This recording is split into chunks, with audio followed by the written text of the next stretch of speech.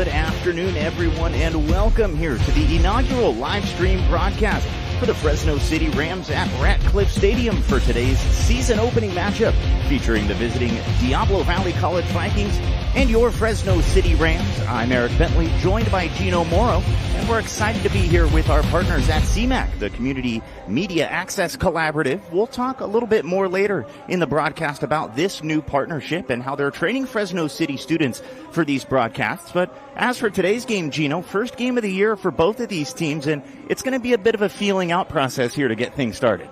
Yeah, absolutely. It's mainly a stepping stone for both teams. First game, jitters, the whole nine, let's get out here, let's hit each other, let's see what we got offensively and defensively.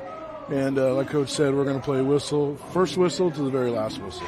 So now before we really get into the X's and O's for today's game, since it's our inaugural broadcast, let's take a look at the Fresno City Athletic Department's history, first established in 1948 with football, basketball, and baseball, followed over the years by wrestling, swimming, water polo, soccer, and tennis.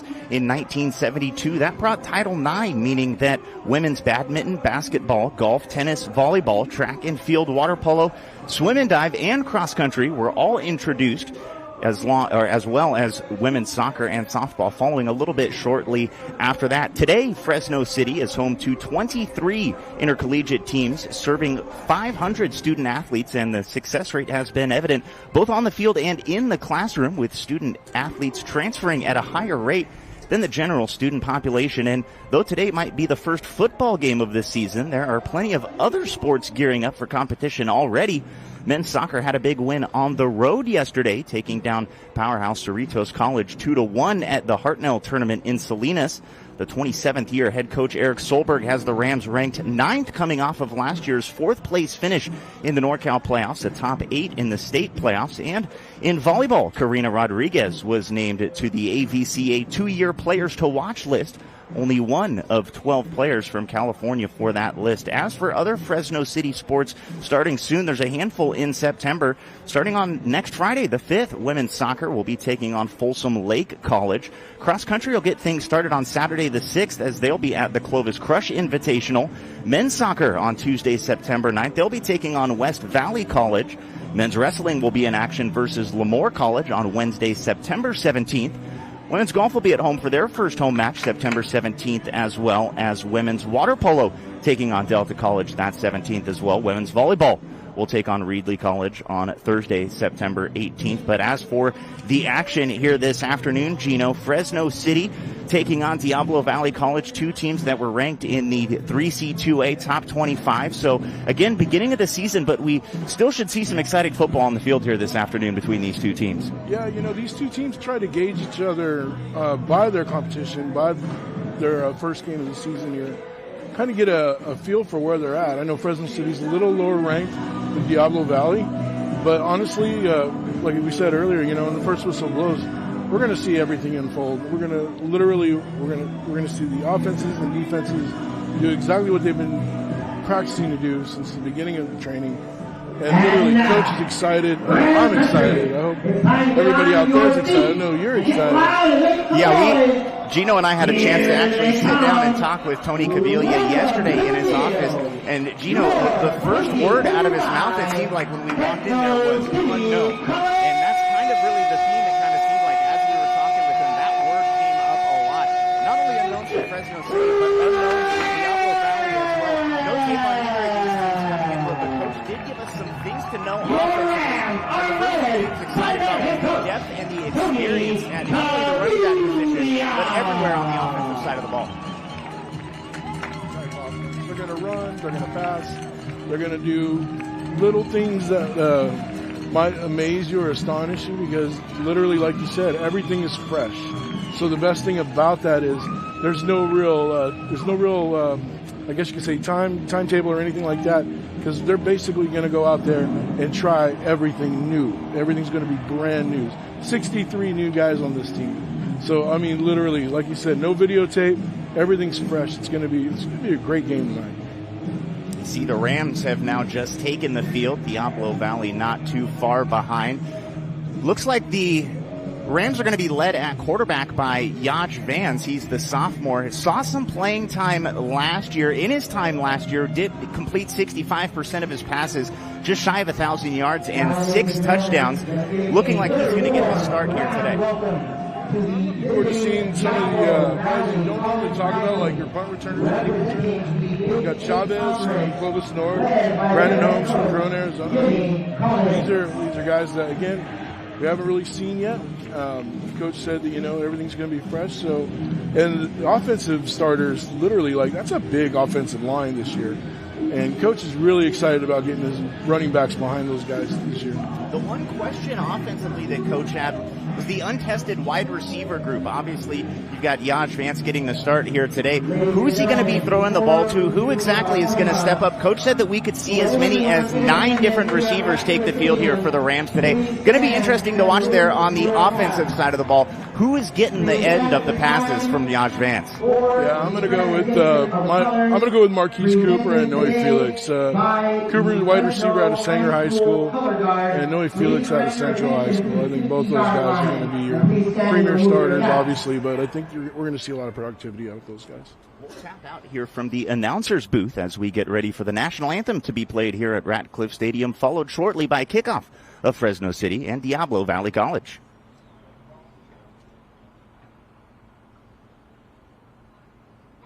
We ask that you please remain standing with your caps removed as we prepare to hear our national anthem performed today by Janet Luzania.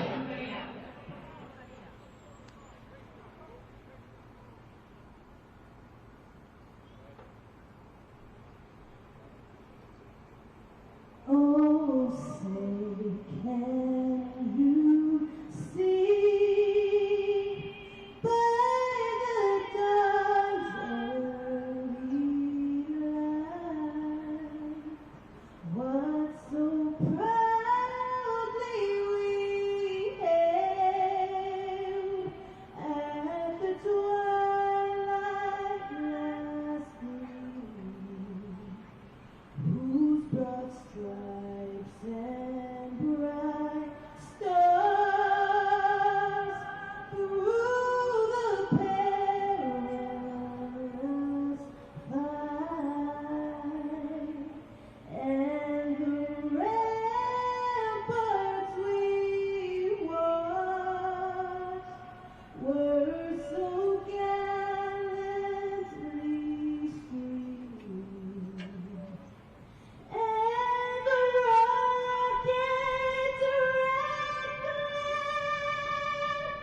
the bombs bursting in air, gave proof through the night that our flag was still there. Oh, saved us that star-spangled banner yet waved o'er the land of the free and the home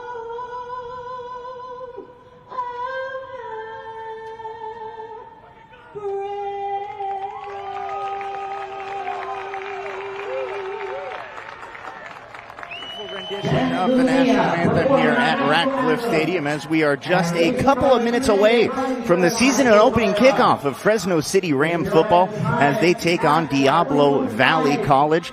Give you a little bit of backstory on Fresno City. They're coming off of an 8-3 year last year. They finished 3-1 in the Valley Conference. They come into this season with a number 8 overall ranking in the 3C2A preseason poll. As for the Diablo Valley College Vikings, they come in off of a 6-5 overall campaign last year, 2-3 in conference play.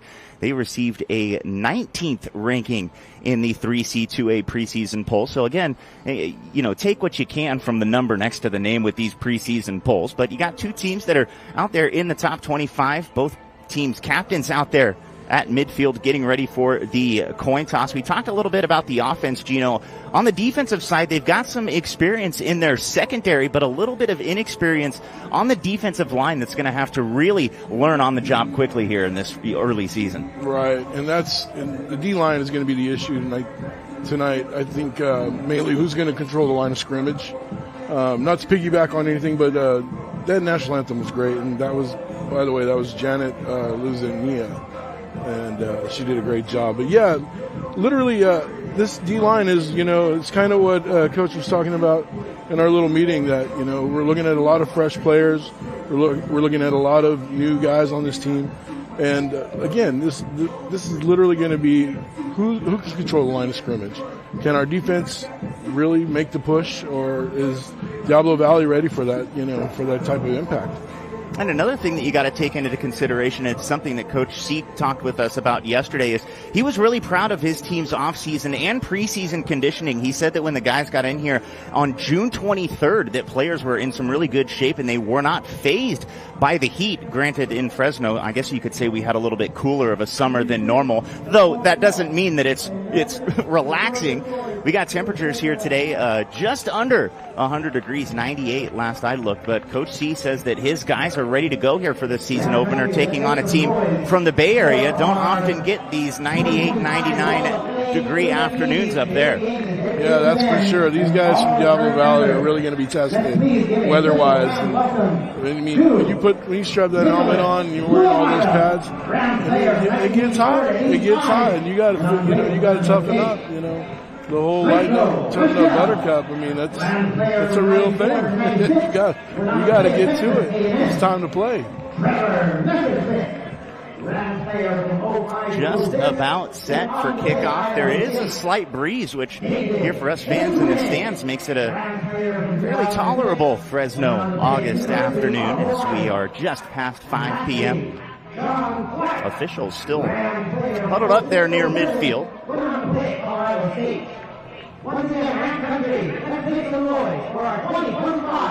Last assignments before the game. Looks like Jordan Colbert from Memorial and Michael Rennells from Buchanan are our returners to start the season here. A couple of local products, a theme that is fairly common up and down this Fresno City College roster. We'll talk a little bit more about that as the game goes on. Still waiting for the ball to be placed on the tee here to get things started. Might be the chain gang over there on the far side getting in their spot. For the Vikings. Adrian Guzman, the freshman, set to kick things off And Michael Reynolds for the Vikings. Like Gino said, Colbert and Reynolds back to receive the opening kick.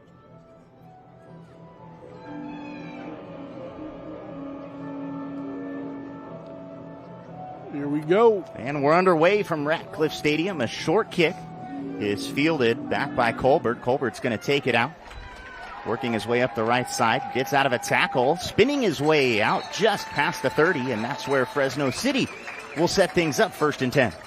Excellent return. Good job following your blocks. I know he wanted to cut to the outside. There wasn't much room left. So inside, and that's where they got him. 32-yard line.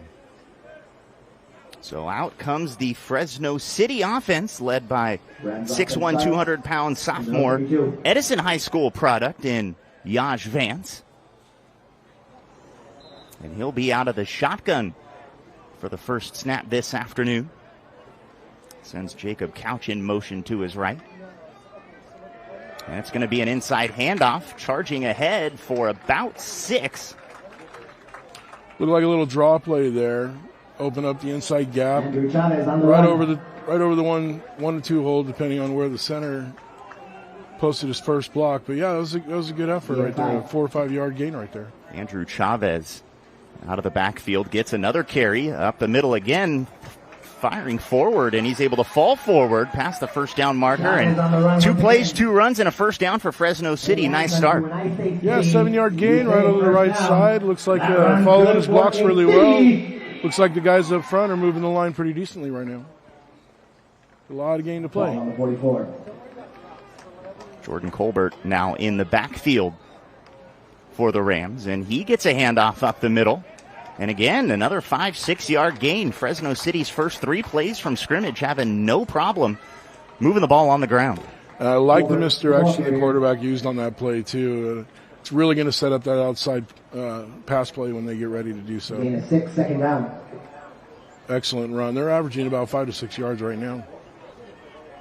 2nd and 4 for Fresno City. Vance out of the shotgun, first pass attempt. Now he's going to pull it down and scramble. Gets up near the first down marker, and it looks like they're going to mark him just a little short. Not a lot to do there. It looked like he wanted to do his check downs, but a little heat there by the defensive line. Good job by Diablo Valley putting a little pressure on him there. They're down. So the first, well, it was going to be a pass attempt, turns into a rush, and now it sets Fresno City up with a 3rd and just about 1. Vance will be under center for the snap, and he's just going to fall forward, and he'll have enough to get over the line, and another Fresno City first down to extend this opening drive. I don't think that was necessarily a tush push, but definitely close to it. Gotta give credit to credit's due. Those big guys up front, they made it happen, and 3 yards later, we're looking at a first down. Yash Vance with a 6'1", 200-pound frame, finding his way behind his offensive line in front of him. So another Fresno City first down, a fresh set of downs now as they have crossed midfield here on their opening drive. Yeah, 77 and 75, those are big guys. You definitely want to follow those 2 guys tonight. Rams send a pair in motion to the right. Now Vance going to hand it off up the middle again. This time good penetration by the Vikings. Looked like it was number 44, Caleb Peliki, coming in to make the stop for Diablo Valley.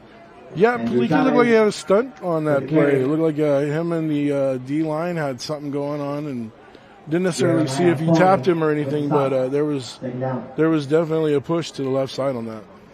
So for the first time here early in this game, Fresno City behind the sticks for a 2nd and 11. Another inside handoff with some space up the middle, crossing the 35 and still on his feet, spinning out towards the 30. A nice run there from Andrew Chavez has Fresno City down inside the 30. Chavez with the run. And Chavez has got those legs going. I mean, he broke the first tackle, got through the second one, and he saw a little daylight, so he took what he got. There was a lot of daylight initially. He ran into some contact with those Vikings linebackers, but able to spin his way down inside the 30. Fresno City still moving the ball here on their opening drive. Vance out of the shotgun again, looking to throw. Checks it down underneath, and a hard hit taken down quickly there was Chavez for a minimal gain, if any. And a nice tackle by Woodward, Aaron Woodward. Woodward lost his helmet, so he'll have to check out for a play. 2nd and 10 for Fresno City. If Woodward doesn't make that tackle, we're talking a lot of grass in front of him. There was a lot of room out there on the edge, especially with the speed of Andrew Chavez. Now it's Jordan Colbert in the backfield for the Rams, standing behind Yash Vance. They send Couch in motion. Now he's back there in the backfield too. Vance looks to throw now, hands it off. Working right is Colbert. Not much room, and he'll be stopped at the line of scrimmage. It'll be 3rd and 10 for Fresno City. Good job by the defense on that one. It looked like they basically posted up knowing Vance was going to go back. And as soon as they saw the run, shed their blocks, and they're right on the tackle. It's a good job by the defense. Haven't really seen much of an opportunity for Yash Vance to air the ball out downfield. He's going to have to get something down the field here on this play. 3rd and 10 for Fresno City here on this opening drive. Play fake, looking left, throws short of the sticks at the 25. Making the catch there is Ray Brown, but he's going to push out of bounds short of the line to gain. It'll bring up 4th and about 6 for the Rams. We'll see if coach wants to bring out the field goal unit, or if they're going to go for it. Looks like by the personnel, it looks like they're going to go for it. Liam Patterson listed as the kicker, a 6'2 freshman. But it does indeed look like the Rams will go 4th and a long 6. And now we've got, no whistle. There was some movement. Now a pass up into the air, corner of the end zone, but out of the reach of number 13, Noe Felix, in the corner of the end zone, and Fresno City will turn it over on downs. Gino, there was a lot of movement there before the snap. Yeah, I could have sworn, I thought there was offsides on the defense, but no flags, no whistle. We just got to keep playing. So Fresno City takes up 5 minutes of clock on their opening drive. They work it all the way down to the Diablo Valley 31-yard line, but a turnover on downs will allow the Vikings offense to take the field for the first time here this afternoon. And the quarterback will be the 6'1", 175-pound sophomore Jaden Macedo. Rams in their 3-4 defense. Macedo hands the first snap off of the game and charging his way up the middle near the 35. Diablo Valley did a good job on the left-hand side, opening up a hole. Gave him plenty of room to run, and that's why he rocked for 8 yards. Ferrari Miller, the running back. Great name for a running back. And now we've got our first penalty of the afternoon. Looks like a false start on the offensive line.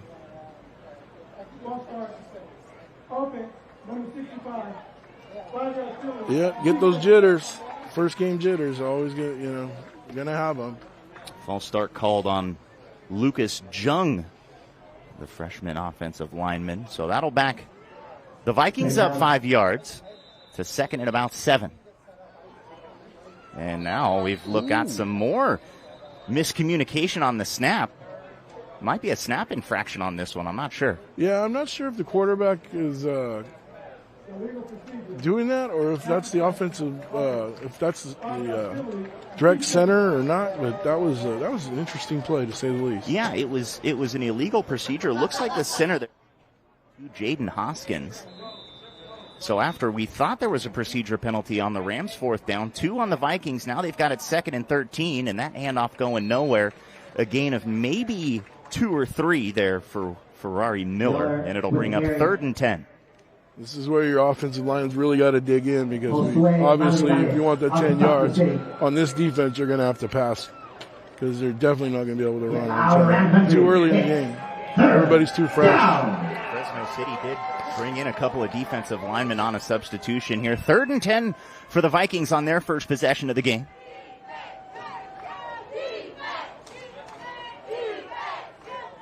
Looks like he checked the play. Back to throw, looking middle. Now he's going to be taken down in the backfield. It's a sack. Getting through there was number 95. It looked like Emmanuel Jackson. Great read by Jackson. Stood his player up, saw where the quarterback was going, shed the block, made the tackle. That was textbook. That was textbook play by freshman out of Hanford High School. I did cover a little bit of Hanford sports. He was a very frequent name in the highlights there for Hanford High, making an impact early there. Emmanuel Jackson, the freshman, going to force the Viking punt. And it's a pretty good punt, a high spiral. Brandon Holmes back all the way at his own 20-yard line, is able to catch it over his shoulder. Now looking for some space up the right side to the 30, past the 35. And a nice return there from Brandon Holmes will set the Rams up 1st and 10 at the 37-yard line. Yeah, about an 18-yard gain on that play. Nice job. And that 95, I'm hoping we're going to see a lot more Jackson this year, especially with a play like that earlier. That was outstanding. Outstanding. So the Rams will get their second opportunity here this afternoon. Again, they moved the ball pretty well on their opening drive, but were turned over on downs inside of the Diablo Valley 30, and it now looks like they're going to mark Brandon Holmes down back at the 25. Thought he got a little further than that, but it'll be 1st and 10 from the 25. I wonder if that was an illegal block, which brought him back. Well, here we go. Yaj Vance and the Rams out there for their second series of the game. Vance has 2 receivers to his right. Sends one in motion, fakes the pitch, now hands it off inside, charging ahead for about 4 on 1st down. And again, that was Andrew Chavez, been getting work early as the Clovis North product. Yeah, great job by Chavez, getting his head down, finding the hole, and hitting it hard, and working his way up for a foul. But he got about 3 yards on that. His runs have been patient, too. Absolutely.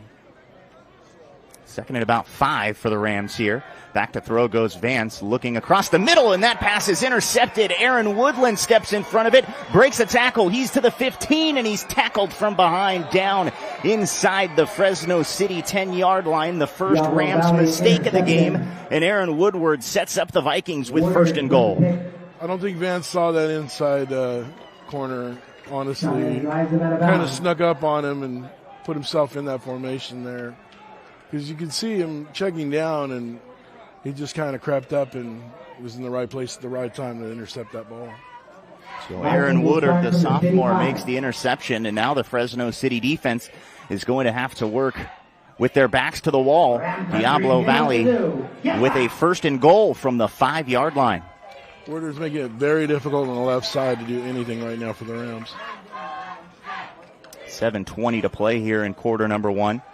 Diablo Valley College with their first real threatening opportunity. Macedo in the shotgun, hands it off to Ferrari Miller. Miller dives forward for about a yard. Yeah, and that's a good push by the offensive line. Nothing fancy, but just getting physical on the D-line and moving them forward. Got a couple yards on the play. Antonio Cherry with the stop for Fresno City. Coach C told us that he's the defensive captain for this Rams squad this year. Nobody lined up over the center, so they're definitely trusting the gap plays. Macedo fakes the handoff to Miller, now looking to throw. Can't find anybody, tucks it and runs, and he's going to be stood up right near the line of scrimmage. Another great job there by Fresno City defensively, and it's third and goal. That's where it gets dangerous, too. You see the quarterback take the outside play that way, and you see he kind of stutter steps because he doesn't know which way to go, left or right. That's a good job by the D-line, basically containing him, not allowing him to do the inside or the outside, just following his blocks really. A good job by the Rams to make that tackle. 2 plays here from inside the 5, and the Vikings have only managed to get a yard. We'll see if the Rams can stop him here on third down. Shotgun handoff. Looks like a little bit of a botched play, but Macedo's got a room to his left. The Fresno City defense closes quickly, and it'll be a tackle for loss in the backfield to bring up fourth down. Great job in pursuit from the Rams. Yeah, definitely on that inside play, too.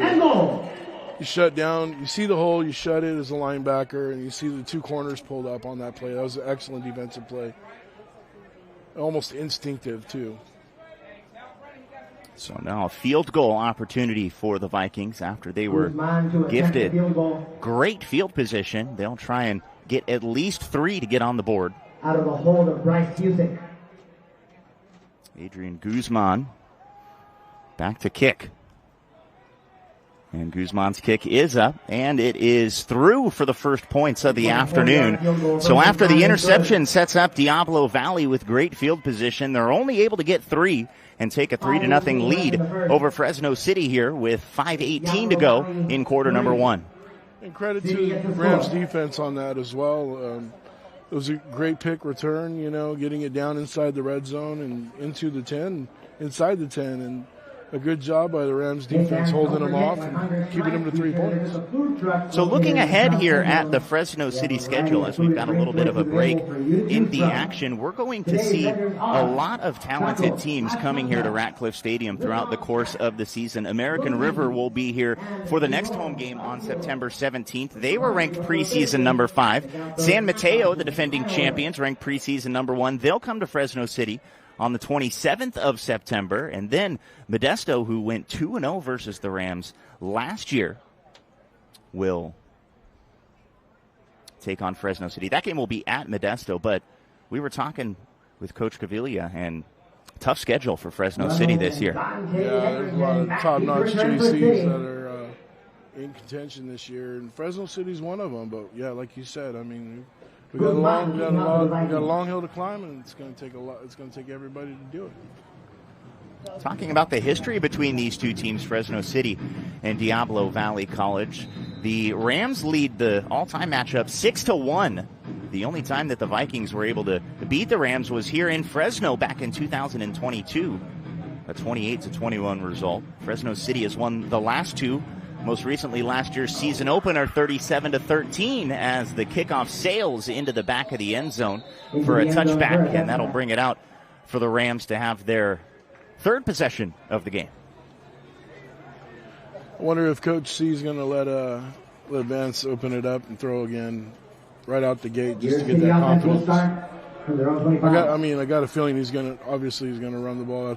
That's their forte, but Vance is going to get his passes in today, and he's going to get comfortable, and he's going to play well, and it's just a matter of time. And again, the first game of the season, we're getting our jitters out of the way, and not even talking just about Vance or his quarterback abilities. It's about finding that continuity with the guys that you're throwing to, the wide receivers. And when you've got such a new group year in and year out, it's something that can be a little bit challenging at the beginning of the season. As Vance back in the shotgun, going to hand it off again inside. Not much room there, though, for Jordan Colbert. He's able to fall ahead for maybe a gain of a yard. Yeah, it looks like Diablo Valley sniffed that one out. Hand off this to Colbert. Looks like we might have a Ram that's a little slow to get up on the play. Trying to get a number on it. Looks like that is big number 77.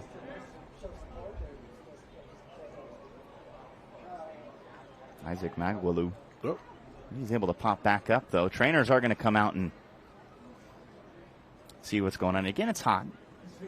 Hopefully maybe just a little bit of a conditioning issue, though. Again, like I was saying, Coach Caviglia said, very proud of the way that his team came into the summer workouts and then have worked out in the preseason. But again, Gino, hot one today, 98 degrees when I looked out there before first kick. Yeah, it's going to be tough to stay away from injuries, period, especially in this heat. But I'm sure young man will come out right now and grab a little bit of water and figure out what's ailing him, and I'm sure he'll be back on the field here momentarily. There's another thing, though. Depth. You do have a lot of depth if you're Fresno City, so plenty of players that you can choose from on that sideline to step in. Hopefully, though, Isaac is going to be okay as he makes his way to the sideline. Second down and about 9 for the Rams here on offense, as the clock winds under 5 minutes to go here in quarter number 1. Looks like a Poku, number 78, checked in out of Clovis North. Vance going to hand it off inside again. Some daylight here for Jordan Colbert, and Colbert out past the 35 and down to the 36 for another Fresno City first down, but a flag in the backfield. Hold everything. Let's see if they call this on the defense or holding on the offense. The flag is on the far side of the field near the line of scrimmage, and it's going to be an illegal formation against Fresno City. So that's going to wipe away a first down run and put the Rams well behind the sticks with 2nd and 15. Yeah, you work hard for 10 and you end up with a -5. That's a tough one right there. That's a tough one. Rams have been getting some chunk plays early on the ground, some 5, some 6-yard plays. See what they dial up here, though, behind the sticks on 2nd and long. Vance back to pass. Now he's going to dump it off. Nice screenplay underneath, set up for Chavez. Chavez trying to find some daylight, and he'll get out past the original line of scrimmage near the 30, call it the 28, and it'll be 3rd and 8. He's a hard worker. You can see when he gets the ball, he knows what to do with it. He turns it upfield, breaks a couple of tackles, makes about 2 or 3 guys get up on top to make the tackle on him. And actually, good job by the O-line, too, for setting it up. Frequent substitutions for this Rams offense as we approach 4 minutes to play here in the first quarter. Vance taking his time looking over to the Fresno City sideline to get the play call in. 15 seconds on the play clock. Vance in the shotgun with Chavez to his left. 3 receivers left with 2 to his right. Vance looking to throw. Doesn't have anybody downfield. Now he looks. He's got a man. It's Marquise Cropper. And Marquise Cropper hauls it in past the 50-yard line down to the 41. And a big 3rd down conversion for Fresno City to keep this drive alive. Great touch by Vance. Is looking downfield. Sees the open receiver. Floats it right over to him. Great play. Good job by the O-line, too, giving Vance the time to do so. Marquise Cropper, the sophomore out of Sanger High School. And that's the first big downfield play that we've seen from the Rams here this afternoon. 1st and 10 from the 38. Or I beg your pardon, from the 43. Another inside handoff. And again, another nice run. This time looked like that was number 2, Dante Hedrington. Again, Coach C said we could see up to 5 running backs. That's the third different one that we've seen here in the first quarter. Great cut by Hedrington, too. You can sees the open field up front, sees a guy coming up in front of him, takes the cut, makes a nice play, gets a few more yards than he did from the line of scrimmage, and a 3-yard gain on that play. Sets up second and manageable here from the 40. Vance again in the shotgun, and again is going to hand off to Hendrington, looking for some space up the middle, falls forward for a gain of about a yard. And it'll be again 3rd and 5 for Fresno City in Diablo Valley territory. Ty Morgan made a really good play on defense there, stepping up into the into the hole and shutting down the run, only giving us a couple yards there. But again, good job by the O-line doing their job. Again, Vance out of the shotgun with Hedrington to his right. Looks over to the sideline to check the play. Now Hedrington moves back behind. Fakes the handoff. Vance looking to pass, looking deep down the middle. He's got a man, and he fires it over the head of Cropper and tipped it, looked like, by Aaron Woodard, who had the interception on the last drive. Yeah, I'm not sure if that was the intentional play or if he was trying to throw, if Cropper had ran out the route exactly, because Vance was definitely back there going through his checkdowns. So it looked like for a minute the Rams were going to go for it. The offense now jogs slowly over to the sideline, and it does look like the punting team will be sent out, and it'll be the first opportunity that we get to see the Clovis North product. Dean Scrivener back to punt. Jake Calcagno back deep for the Vikings. A lot of these guys are track athletes from the Valley. Trying to pin one down there deep. A nice spinning punt. High hopper at the goal line, and a great job to keep it out of the end zone.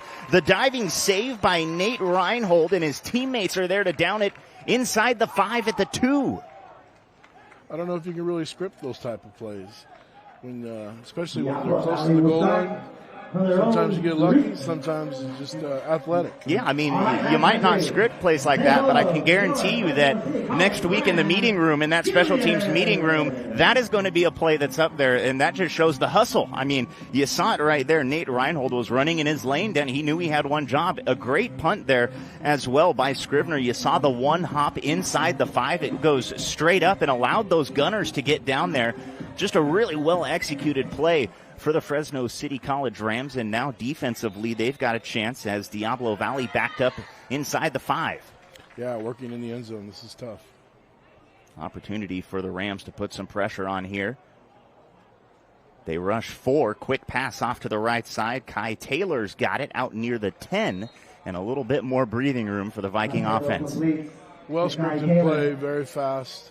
Tough for the DBs to react to that, especially when you don't know if that outside receiver is going to go up or inside. So not a bad job on the defense. Gave them what they got.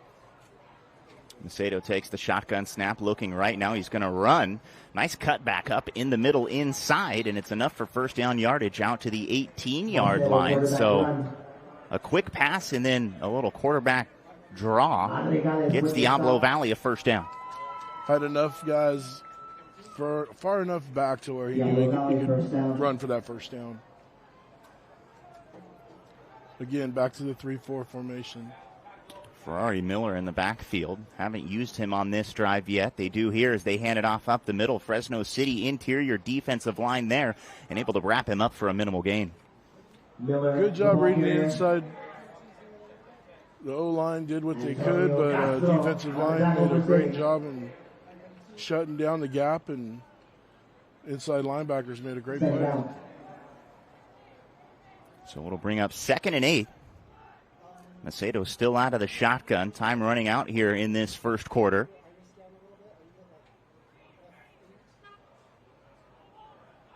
.12 on the play clock. Plenty of time.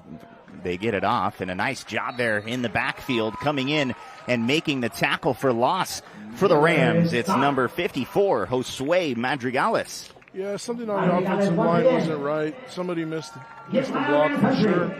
Obviously, the Rams will take it. 3rd down and long to go. So now 12 seconds to go in the game, or rather in the quarter. Vikings don't have to run a play here to end the first quarter if they don't want to, but they're lined up like they're going to. 3 seconds to go. We'll see if they just get the Rams to try and jump.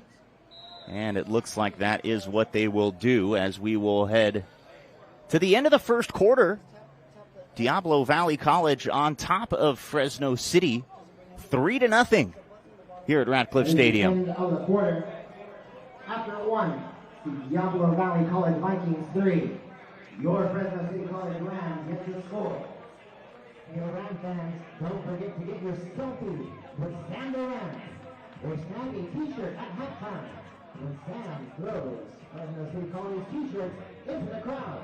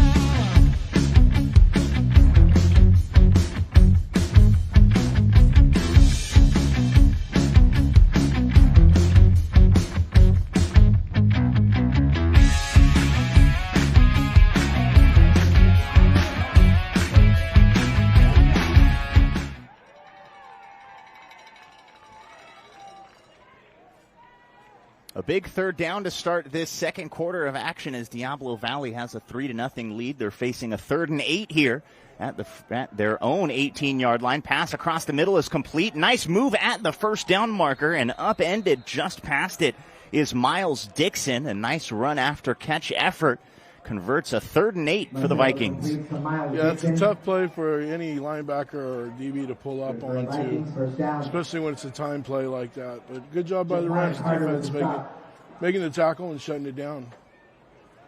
1st and 10 for the Vikings here from their own 30. Macedo in the shotgun yet again. Hands it off, looking left side. Right up the middle, though, goes Ferrari Miller, and a nice run on first down for a gain of 7. Ferrari Miller has some really good straight-ahead speed. When he gets that ball and gets his foot in the ground, he can get uphill pretty quickly. Yeah, and it looks like the O-line's actually giving him spots to run, too. I mean, they're definitely pushing the D-line back on those run plays that they're getting 7 or 8 on. So kudos to the Diablo Valley line. 2nd and 3 for the Vikings here. Macedo going to hand it off inside again. Miller straight ahead again, and good enough for a first down out to the 42.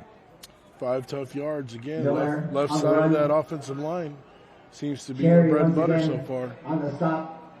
We may see defense adjust to that as well. Maybe pushing over one more player on the start hitting that gap, I guess you could say. And with the turnover in that first quarter, even though Fresno City defense was able to only hold the Vikings to 3, they've been out on the field for a lot here early in this one. Looking to get off the field here, though. It is 1st down and 10.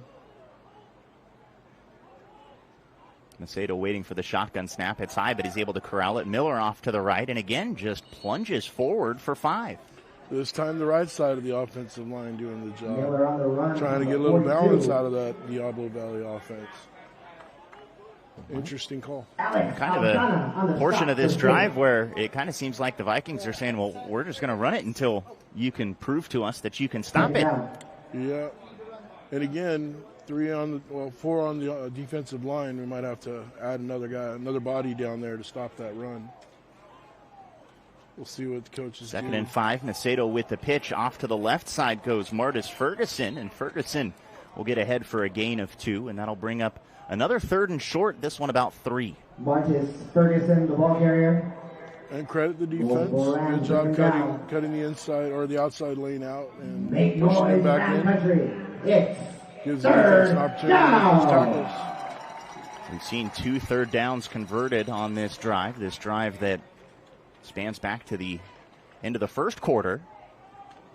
Now here 3 minutes gone by in the second quarter. Rams defense looking to get off the field and get the ball back in their offense's hands. 3 down linemen. Defense. Macedo back to throw, gets pressured, throws underneath, and finds the running back Miller. Miller's got some space up the middle, now cuts it outside, down past the 35, all the way down to the Fresno City 31-yard line. And again, it's another one of those little slow-developing bubble screens that lets these running backs get out in some space. Perfectly executed again there by Diablo Valley. Yeah, you could tell the defensive line for City, when as soon as they realized what was going on, all bodies turned around. Just a little bit too late on that play, but good job again by Diablo Valley seeing that and recognizing it and making it happen. So another first down keeps this drive alive. Diablo Valley really eating up some clock here in the middle stages of this first half. Hand off again, this time to Ferguson. Ferguson looks like he might have lost the football. Is it a loose ball? Yes, it is, and Fresno City has it. A nice job there as a couple of Fresno City defenders converged on what looked like just a pretty ordinary run up the middle, but the ball comes loose, and Fresno City forces their first turnover of the game. And a good job by Jack Nelson, number 57, putting his hands on him first. It looked like he almost lodged the ball on that play. By the time the running back had recovered, he had 4 Rams around him, so good job by the Rams defense getting on it. Rams offense will start. Swarming to the ball, Fresno City gets the takeaway. And not only do they get their defense off the field for a much-needed break, but they get the offense out there to try and do something. The Rams had things working on their first drive that stalled out in Diablo Valley territory, and then the interception thrown by Yaj Vance. Vance is going to dump this one off underneath. No room there for Jacob Couch as he's upended right near the line of scrimmage for no gain. Complete. Yeah, corner came up, saw it, recognized the play, made the tackle. It was a good job. Brings it down. We'll see more of those developmental plays as the season goes on. Again, first game, still trying to get the speed of the game, speed of the offense. 2nd and 10 for the Rams. Fresno Moa, a late substitution. Yeah, you heard that right. Fresno Moa. That's his name. Sophomore out of Clovis East. Love it. Love it. Vance in the shotgun, looked momentarily to throw. Now he's going to tuck it and run the whole way. He's got space up the middle. Shifty makes a couple of guys miss, and he's out across the 40 for a Fresno City first down. Recognized the defense, saw a wide open gap. 11 yards later, we got a first down. Good job by Vance.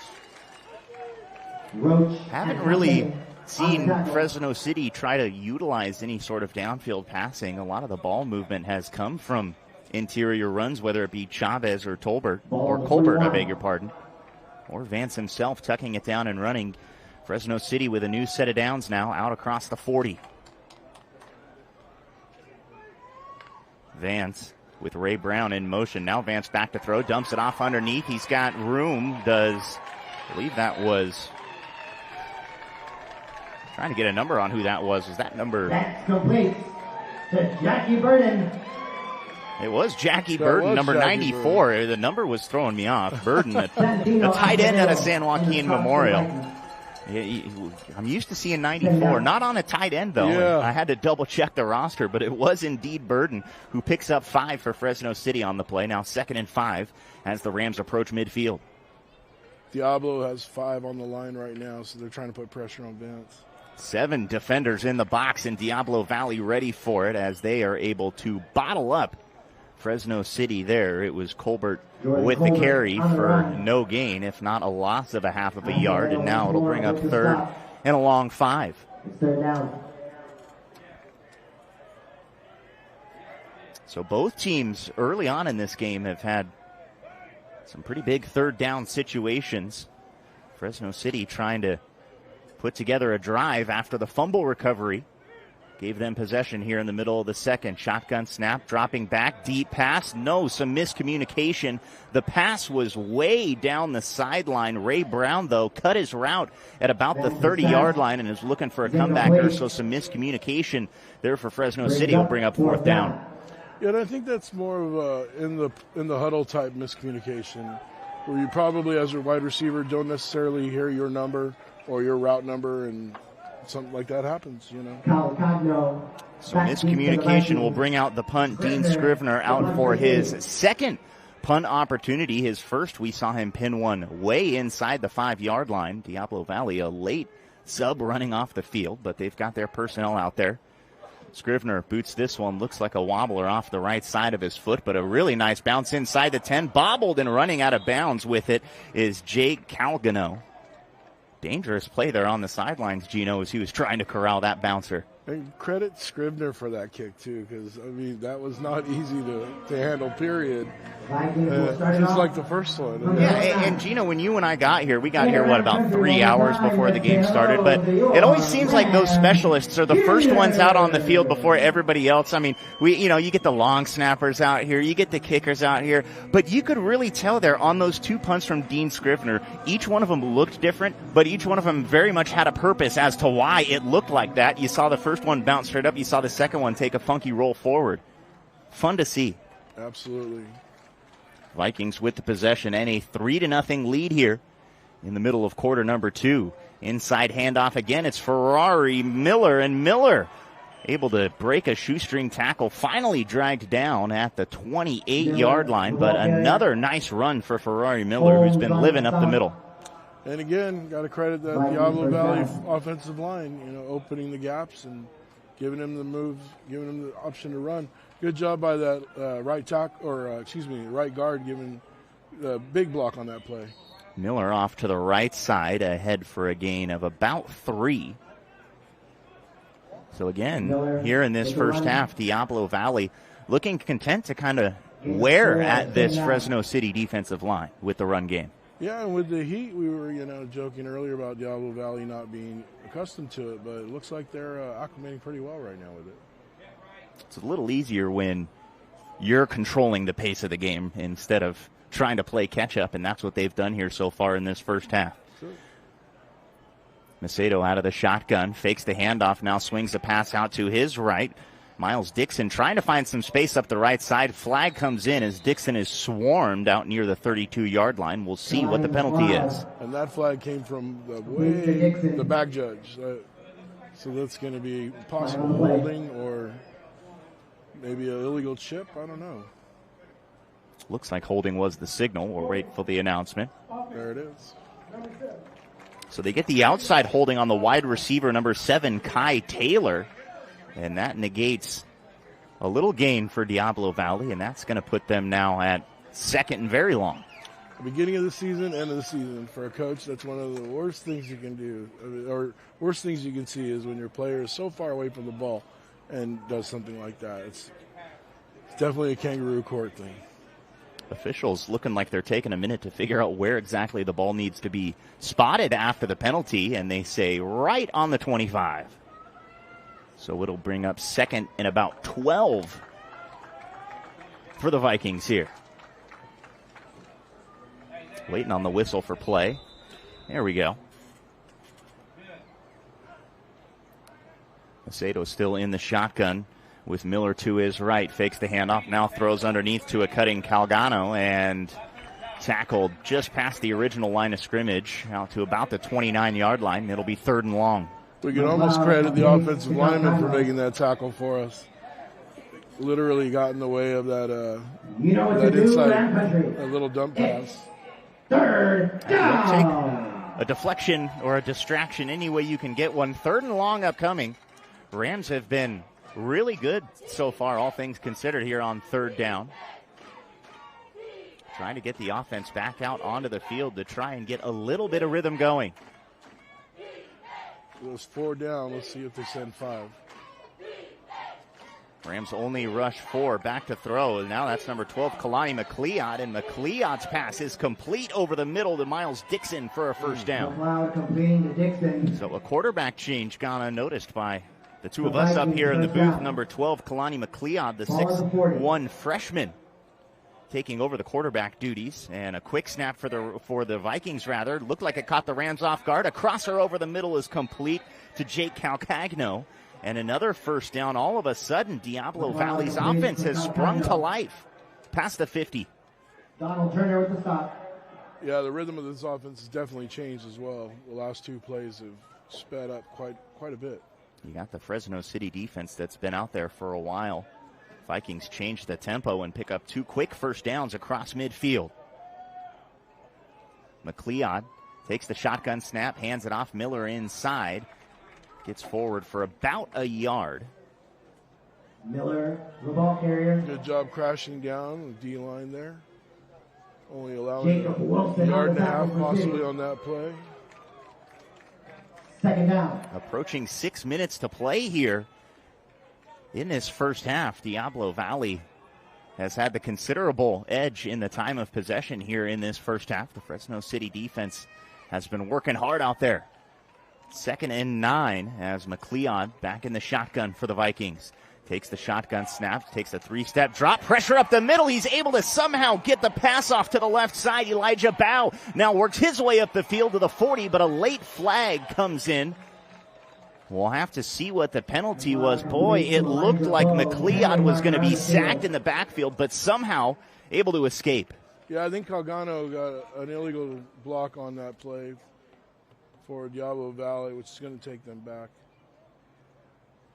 Didn't need to do it. Again, senseless play away from the ball and costing them yardage and downs. And these are things Diablo Valley will go to their room and take a look at. The entire, well, not the entire sideline, but one of the coaches over there might be head coach Jimmy Collins on the Diablo Valley sideline having a conversation with the official, basically spreading his arms, saying he was trying to make it look like he was getting out of the way. Mm. You know how it goes. Everybody's going to argue something, right? Right. So again, for the second time on this drive, a penalty puts the Vikings behind the sticks. It'll be 2nd and 15. Good thing for us, for the Rams, is to get a little breather, a chance to regroup, and look at the offense from a different view right now. 5 receivers wide now. 3 to the right of McLeod, 2 to his left. 2nd down and 15. McLeod, quick throw over to the right side. It's Amani Elfadil who makes the catch and gets his way out around the 48-yard line, the original line of scrimmage, and it'll be 3rd and 10. Good job in the secondary closing the gap on that. That could have been really ugly, but instead it was a 5-6 yard gain, and we're here at 3rd down now. One more time. Again, the Rams have been good for the most part so far here today on 3rd down. And again, this time it's going to be 4 wide receivers set, 2 to the right, 2 to the left.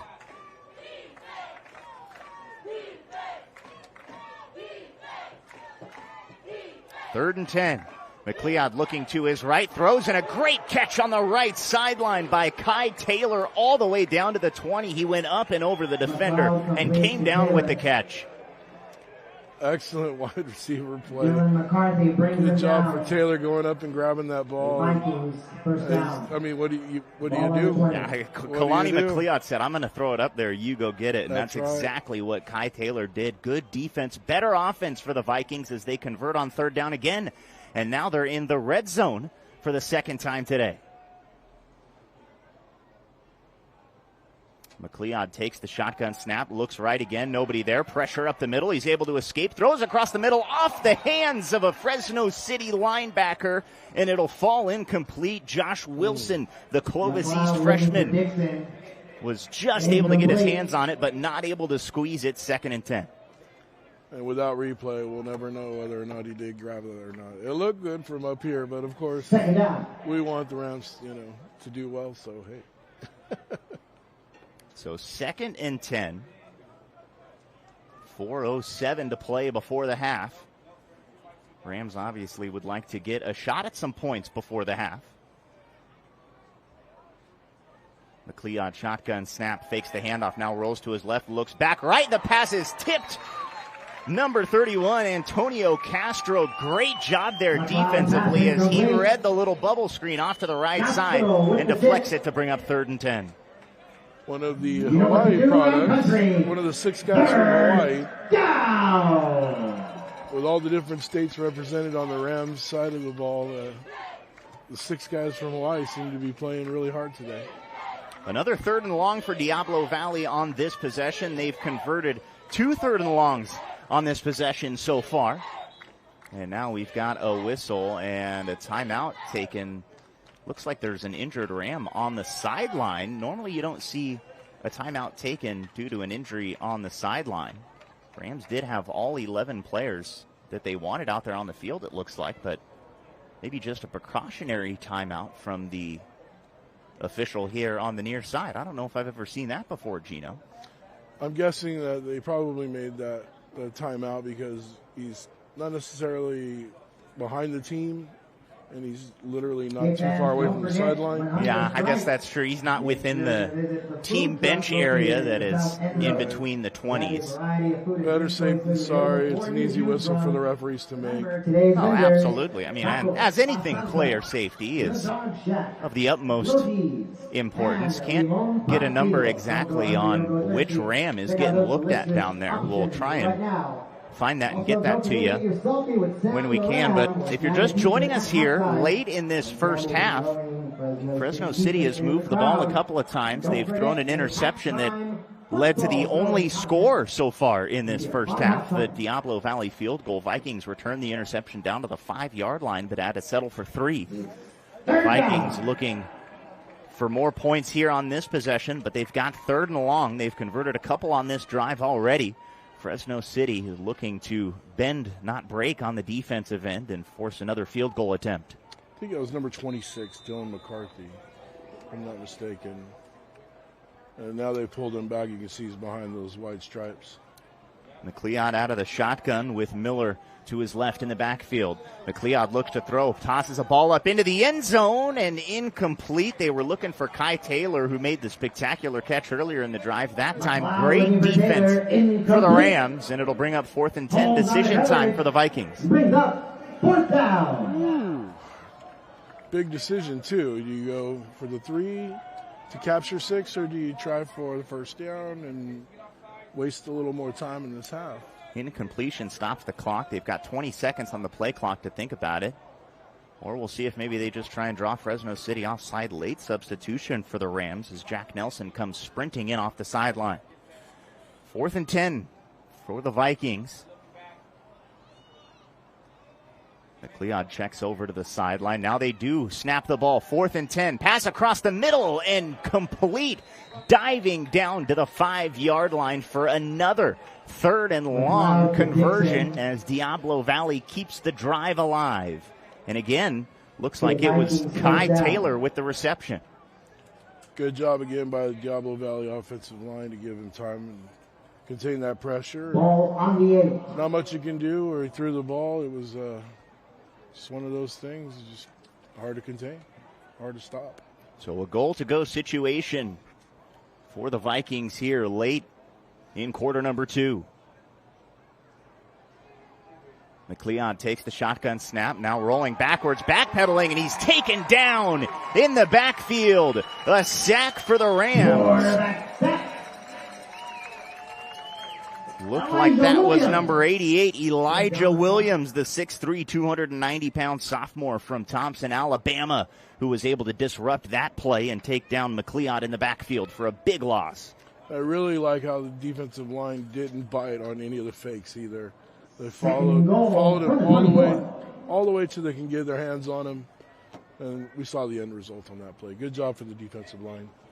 2nd and goal from the 23-yard line now for the Vikings.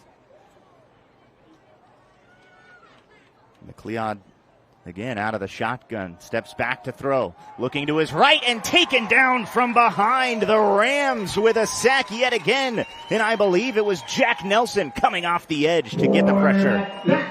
Jack Nelson making another big play for the Rams. I got a feeling we're going to be hearing his name a lot this season.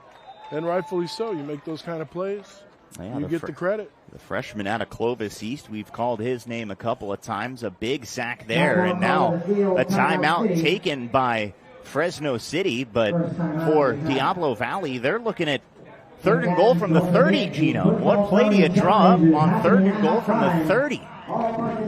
It's almost send everybody to the end zone, you know? Or are you looking at this like it's maybe a two-play situation, or maybe you just get 15 yards and get a field goal? A lot of different things at play in a game that hasn't seen as much offense as maybe we would have expected in this first half. Yeah, I mean, if you're conservative, you're definitely going to run the ball and try to set up the three, but if not, you're going for it all. So both teams huddled up there on their sideline. It's been an exciting first half that hasn't really had a whole lot of offense. Diablo Valley has really been controlling the tempo. They've had the time of possession, or rather they have the time of possession edge over Fresno City here. But you've really got to credit what the Rams defense has been able to do. They've been out on the field for a long time in this first half, but they really have done a good job to not let this thing get out of hand. Yeah, I don't think we're going to discredit the stamina of this Rams defense at all, especially like you said, for the amount of time that Diablo Valley's had ball control. I mean, the Rams have been kept them out of the end zone. Third down. 3-0. The secondary was something that Coach C was happy with.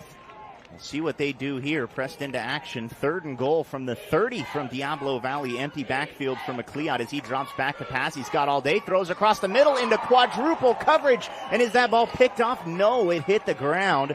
Jalen Jones, the DB, unable to squeeze it. But it'll bring up 4th down.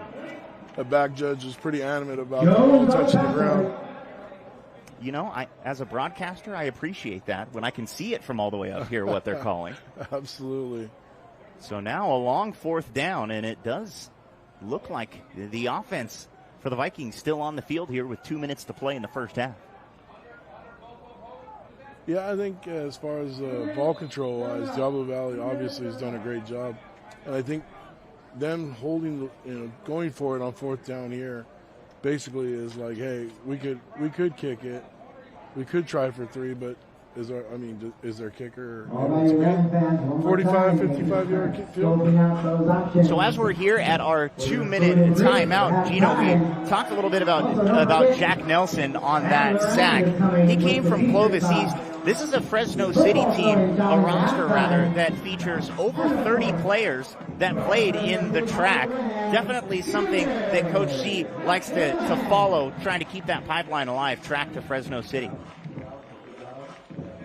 It's nice to see a lot of the county schools represented as well. You got Mendota, Kerman, just to name a few, but it's really neat to see those guys on that roster as well, because you know there's a lot of good football being played out in the county as well. The City County All-Star Game every year is one of the most fun games to watch and most physical games as well. And not to mention just the amount of local talent, but the amount of talent that goes on to play elsewhere. 26 players from last year's Fresno City roster transferred to universities. So very good to see. 4th and goal now for the Rams, or rather for the Vikings from the 30-yard line, and they're going to go for it. McLeod back to throw underneath. A little dump pass to Miles Dixon. Dixon looking for some space. He's got some on the right side, knifing his way up ahead inside the 10 down to the 5, but he's not going to get to the end zone. So the play there for the Vikings was not for points, but rather to set Fresno City up to go 90-plus yards in 1 minute and 50 seconds. And it's a turnover on down. You see what type of grit Fresno City has now. Their backs to the goal here, starting off at the 5-yard line. In situations like this, I'm sure Coach Cavilla will be happy to get some live reps on a 2-minute offense. You know, a lot of things like these are situations like these are things that teams practice for that don't necessarily come up in games every game or all the time. So definitely early in the season, a very good window of opportunity to get a 2-minute drill in here before the end of the half. Right, and he's going to be able to test his O-line to see what type of coverage he can get for Vance on this drive. Josh Vance standing at his own goal line, takes the shotgun snap, interior handoff, not much doing. Maybe a gain of about a yard, and maybe the Rams are content to go into the half. Trailing 3-0, but it looks like Diablo Valley will try and take a timeout, maybe keep some time on the clock to get themselves the ball back quickly. Yeah, if you got the timeouts, especially at this time, you might as well start using them. First timeout taken, according to the scoreboard, by the Vikings. So if they continue to employ this strategy, that would require the Rams to Timeout call on the field. get a Timeout, first Diablo down in Valley. order to avoid giving the ball back to Diablo Valley. Nonetheless, both defenses so far today have impressed.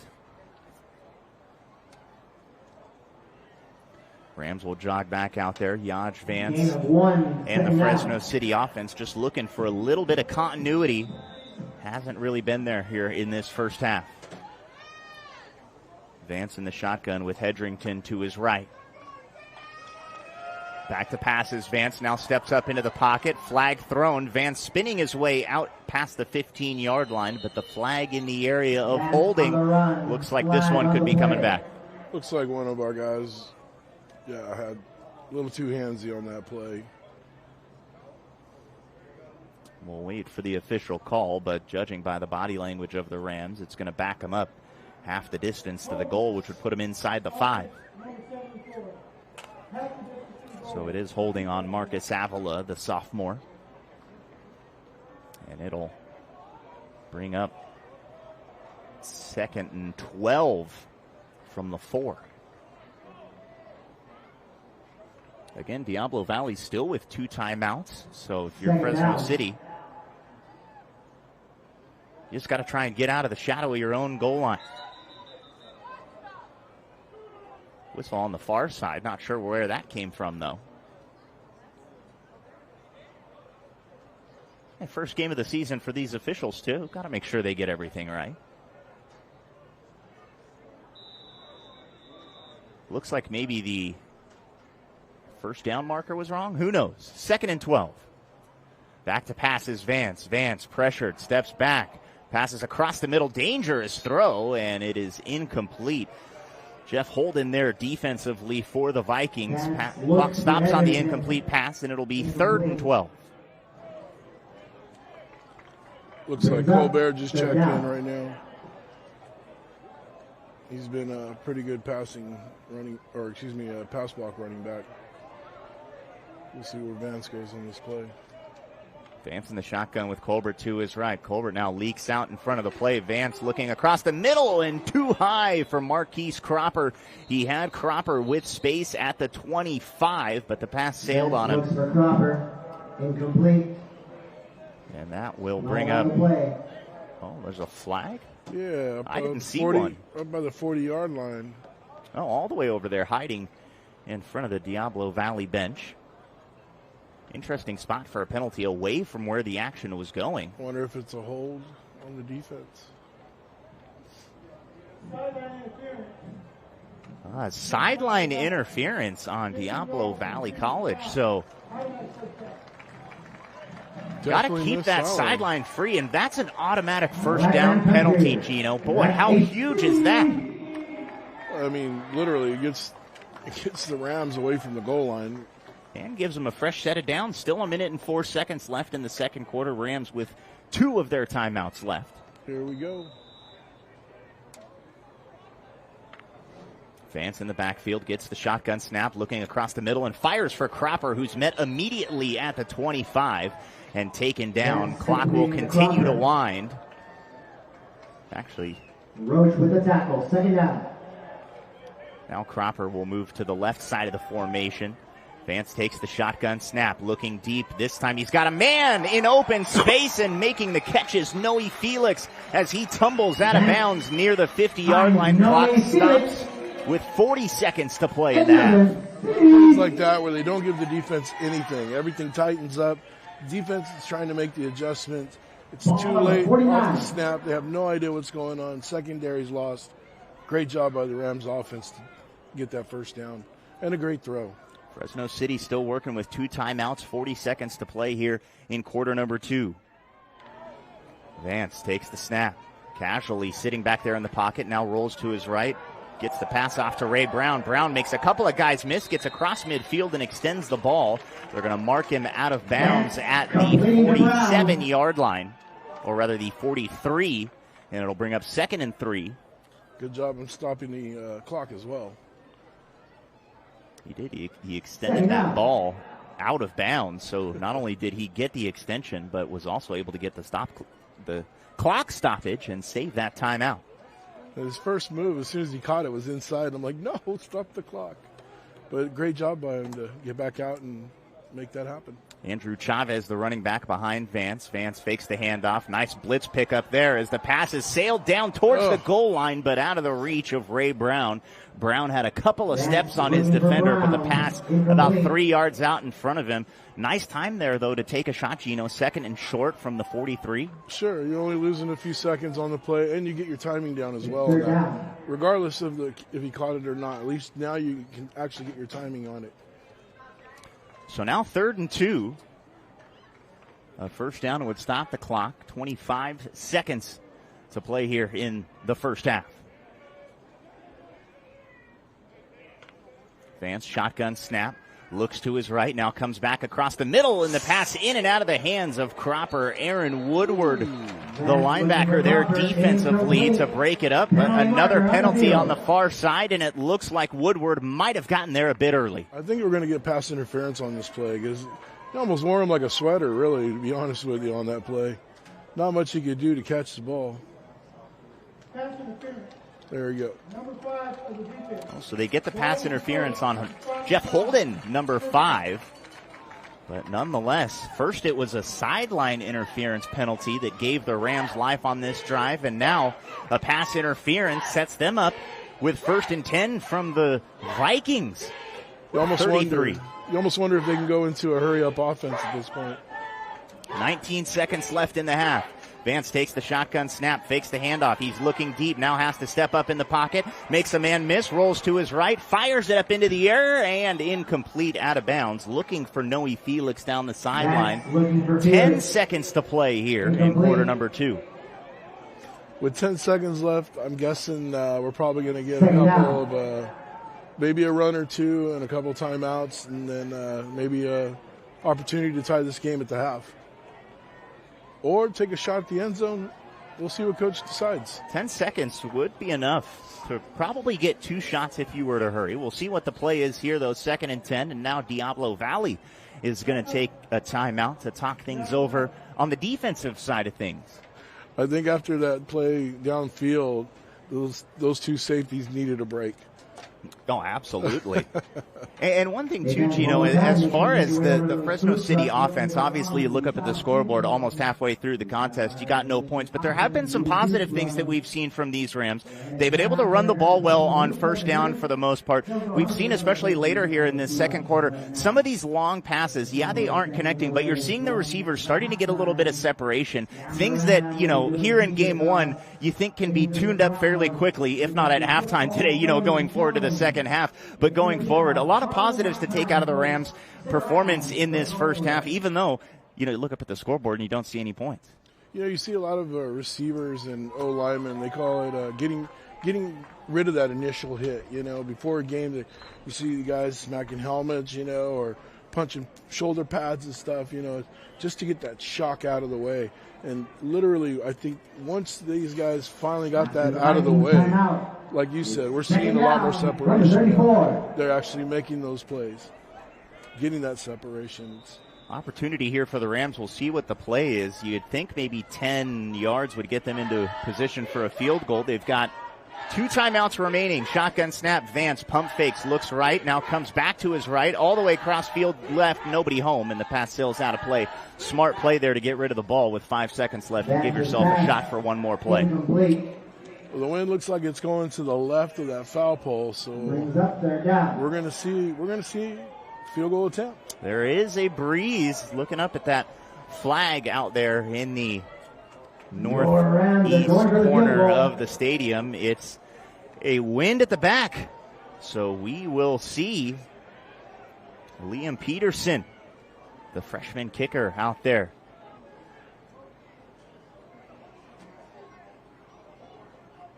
From 51, the kick is up, and it is good. How about it? Liam Peterson at the halftime buzzer from 51 ties it at 3. Great job, special Your Fresno teams. City College Rams. Literally, I mean, that 51-yard field goal at the JC level, that's no joke. Good job by that young man. Liam Peterson got all of his leg into it. The wind might have helped him a little bit, but because of it, we're tied at 3 after 30 minutes of play here at Ratcliffe Stadium between Fresno City and Diablo Valley. We'll take a quick break here at halftime. Tied at 3. We'll take a quick break and then we'll come back here. This is Fresno City football on CMAC.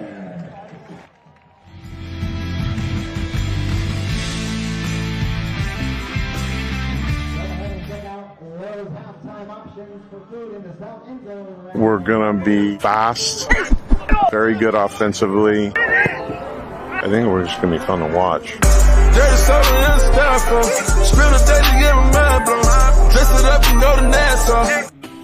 Fresno is building newer, safer bike lanes across the city.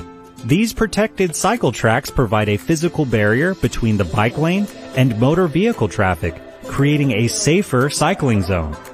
These cycle tracks will instill confidence in riders, yet everyone on the road is still required to obey all traffic laws. Cyclists should still ride responsibly and exercise caution when riding in the protected lanes. For motorists, this means that the roads you've been driving on may be changing. Be on the lookout for new parking, driveway, and intersection changes. For residents and tenants on these changing roads, be aware that mail, trash, and parking locations may move as well. Fresno is excited to provide diverse transportation options to our residents. Sharing the road is easy. Learn more at fresno.gov/BPAC. Fresno City College is a place where dreamers, grinders, and strivers come together for something better. Every hallway, every classroom, every study session in the library whispers it. Where the first-generation student, veteran, artist, future nurse, engineer, or welder decides, I'm not done yet.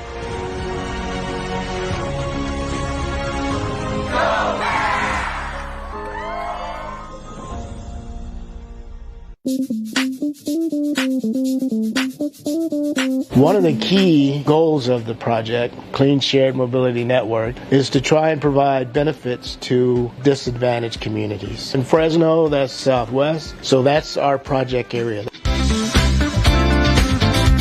We have a network of charging stations that we're installing throughout the disadvantaged communities.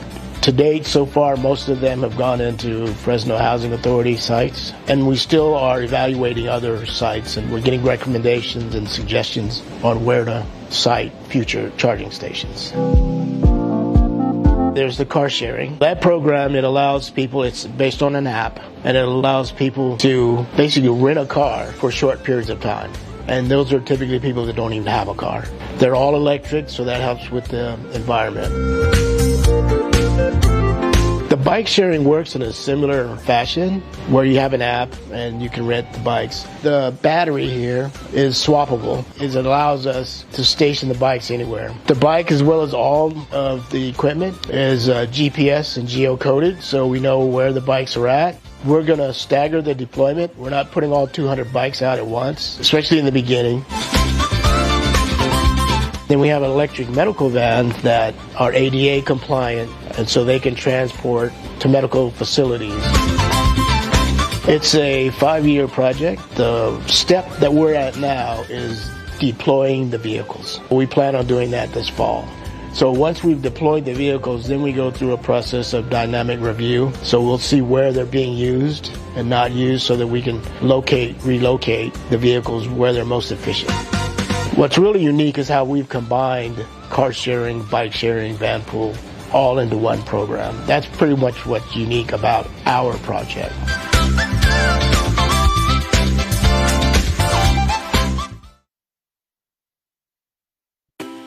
Why did the chicken cross the road?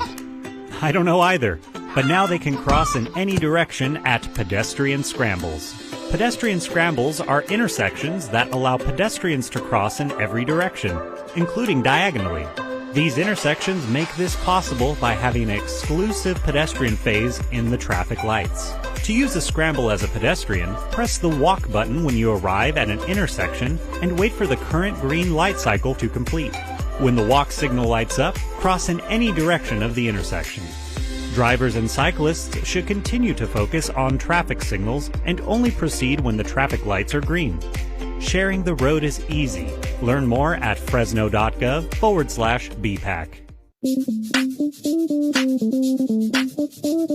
One of the key goals of the project, Clean Shared Mobility Network, is to try and provide benefits to disadvantaged communities. In Fresno, that's Southwest, so that's our project area. We have a network of charging stations that we're installing throughout the disadvantaged communities. To date, so far, most of them have gone into Fresno Housing Authority sites, and we still are evaluating other sites, and we're getting recommendations and suggestions on where to site future charging stations.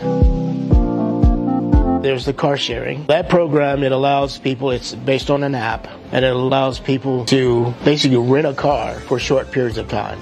And those are typically people that don't even have a car.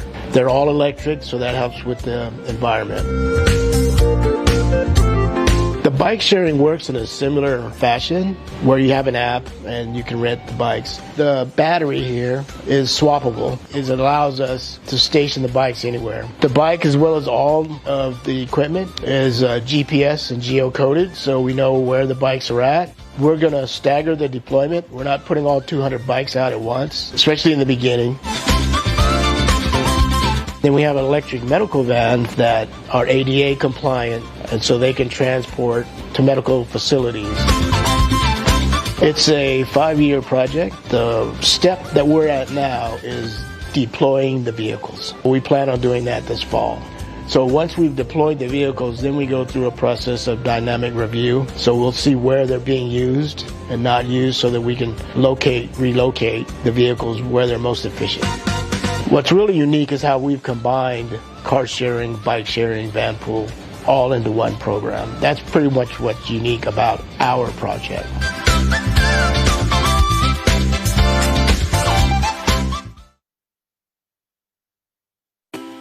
Why did the chicken cross the road?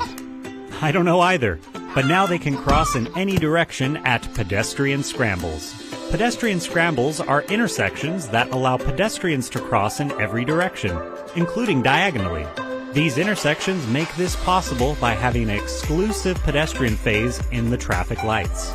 To use a scramble as a pedestrian, press the walk button when you arrive at an intersection and wait for the current green light cycle to complete. When the walk signal lights up, cross in any direction of the intersection. Drivers and cyclists should continue to focus on traffic signals and only proceed when the traffic lights are green. Sharing the road is easy. Learn more at fresno.gov/BPAC. Hey there, I'm Mark Jackson. And I'm BJ Yabisu. And we're from The Pie Shop. No, not that kind of pie. A product incubator.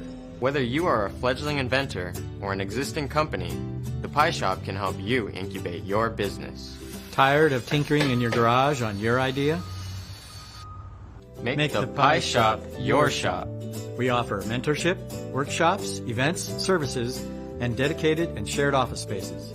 We have 8,000 square feet of shop space filled with 3D printers and other tools to help you develop your prototype. And our partner, Blue Dolphin Engineering, a company that has 20 years of experience in prototypes and inventions, is right next door. A nonprofit, we're located in downtown Fresno at 1755 Broadway Street at the Peerless Building. The Pie Shop is open during normal business hours. For more information, visit us at thepieshop.org. Or give us a call at 559-481-5004. What I love about CMAC is that they provide me with the knowledge, the equipment, the space to express myself, to amplify my voice, to share my story. My story. My story. Go to cmac.tv/mystory to learn more.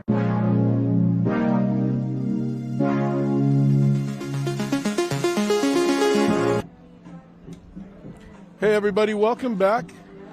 I'm sitting here with Mr. Derek Johnson, and he can give you a little rundown here about Fresno City Athletics, because this is the man here. Derek, welcome to the program, and Derek, give us a little insight on what you do and what's going on. Thank you, Gino. Thank you. Well, first out, it's a fun time at Fresno City College, not just for athletics, but also just the whole administration. A lot of administration changes. We have a new dynamic president. Her name is Denise Wissenhunt. Several new vice presidents in the position at the seat that are leading the college and doing an excellent job. Vice President Daniel Moore, Vice President, she's not new, but she's kind of in a new role.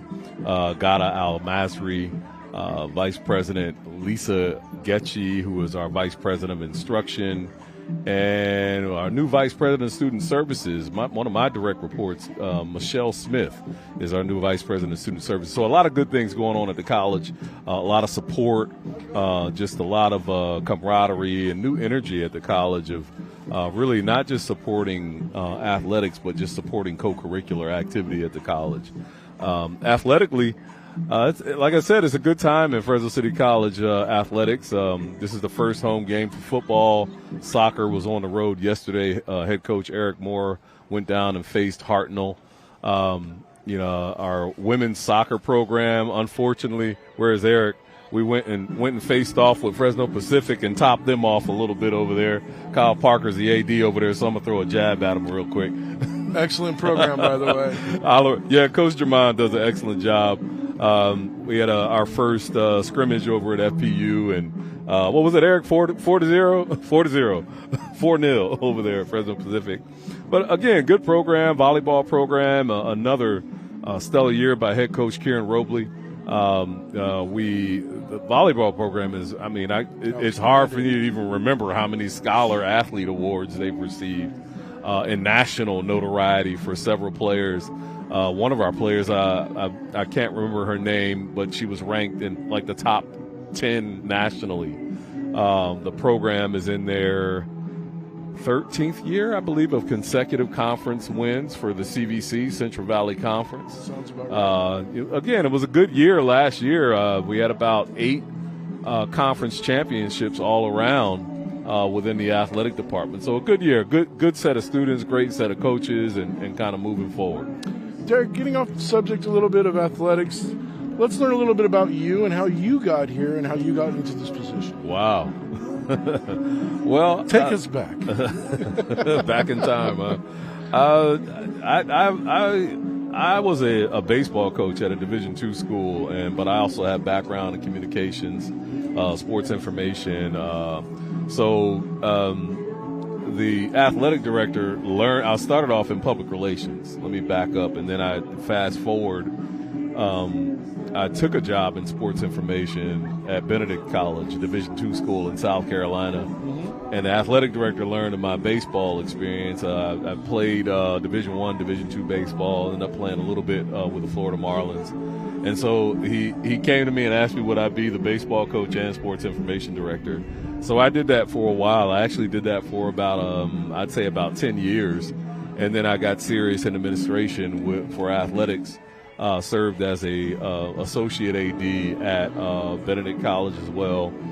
And then my first stint, and I would say my AD-ship, was at Riverside City College in down Southern California, another powerhouse athletic program under the direction of then my boss, Dr. Edward Bush, who's the president at Cosumnes River, and actually Dr. Cynthia Azari, who was a president here at Fresno City College. So that kind of brings us up to here, and just I've been at the 2-year level and 4-year level, and just kind of worked my way up. The long, windy road. Huh? Yes, it was. It is a long, windy. I'll say to anybody out there, people have this projected path for people. There is no one path for one person in administration or in any field. Everybody has their own path on how to get to where they are.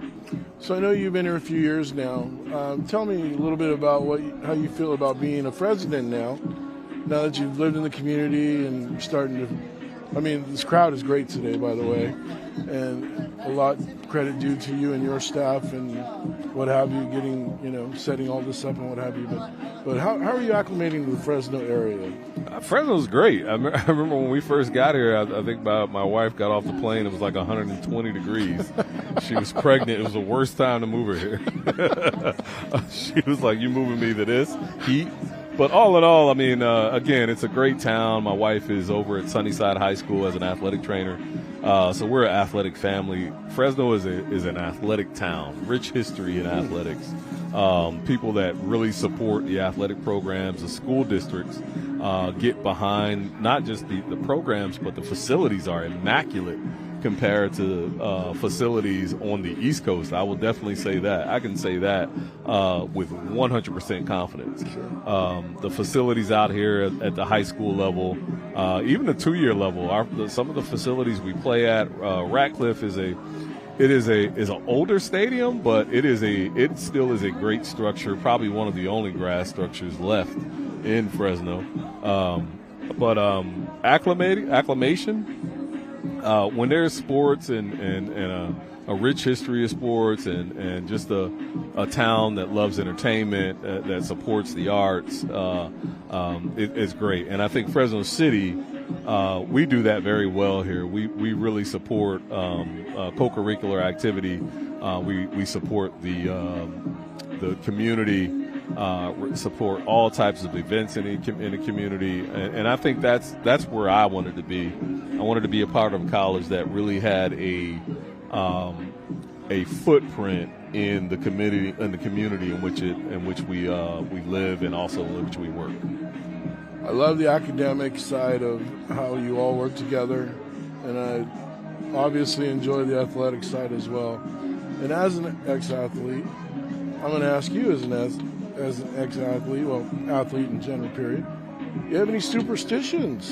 Anything makes something quirky about Derek Johnson? Yeah, man. If there's a pole, you don't cross the poles now. You go on to one side, and if you're walking with two people, you go on one side. That's old baseball superstition. Don't step on the line, you jump over the line. Those are kind of my superstitions. For me, sometimes when I'm kind of a repetitious guy.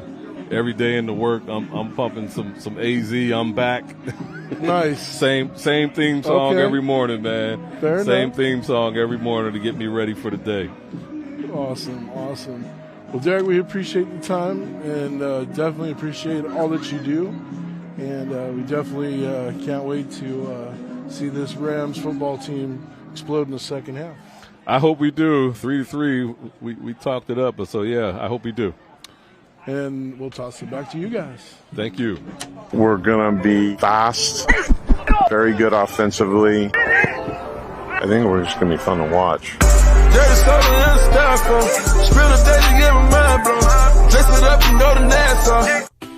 Fresno is building newer, safer bike lanes across the city. These protected cycle tracks provide a physical barrier between the bike lane and motor vehicle traffic, creating a safer cycling zone. These cycle tracks will instill confidence in riders, yet everyone on the road is still required to obey all traffic laws. Cyclists should still ride responsibly and exercise caution when riding in the protected lanes. For motorists, this means that the roads you've been driving on may be changing. Be on the lookout for new parking, driveway, and intersection changes. For residents and tenants on these changing roads, be aware that mail, trash, and parking locations may move as well. Fresno is excited to provide diverse transportation options to our residents. Sharing the road is easy. Learn more at fresno.gov/BPAC. Fresno City College is a place where dreamers, grinders, and strivers come together for something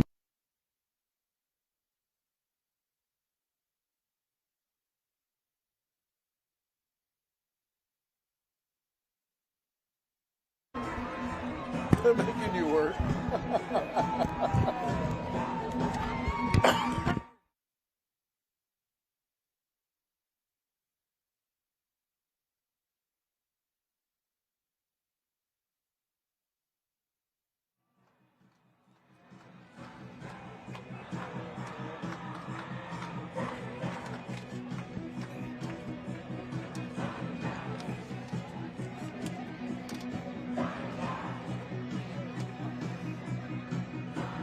That was fun.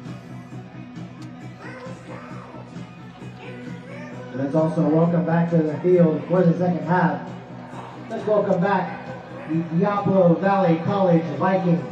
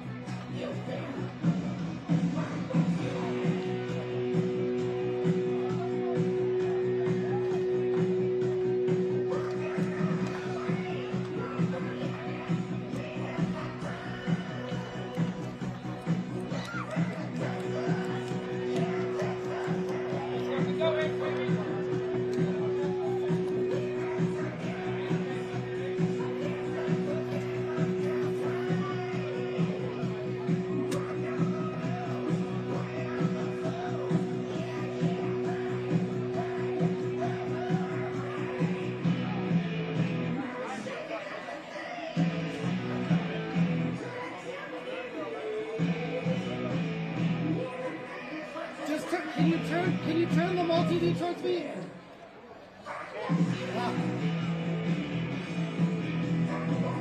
Because I'm doing it blind.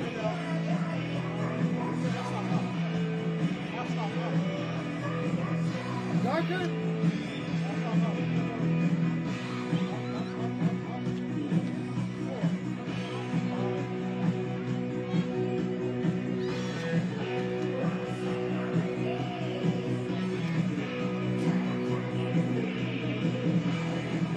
Second half of action just about to get underway here from Ratcliffe Stadium. Tied at 3 between Fresno City and Diablo Valley College here on the first game of this 2025 season. Both defenses saw a lot of action out there on the field in that first half, especially Fresno City's defense. We'll see what the Rams' offense is able to do.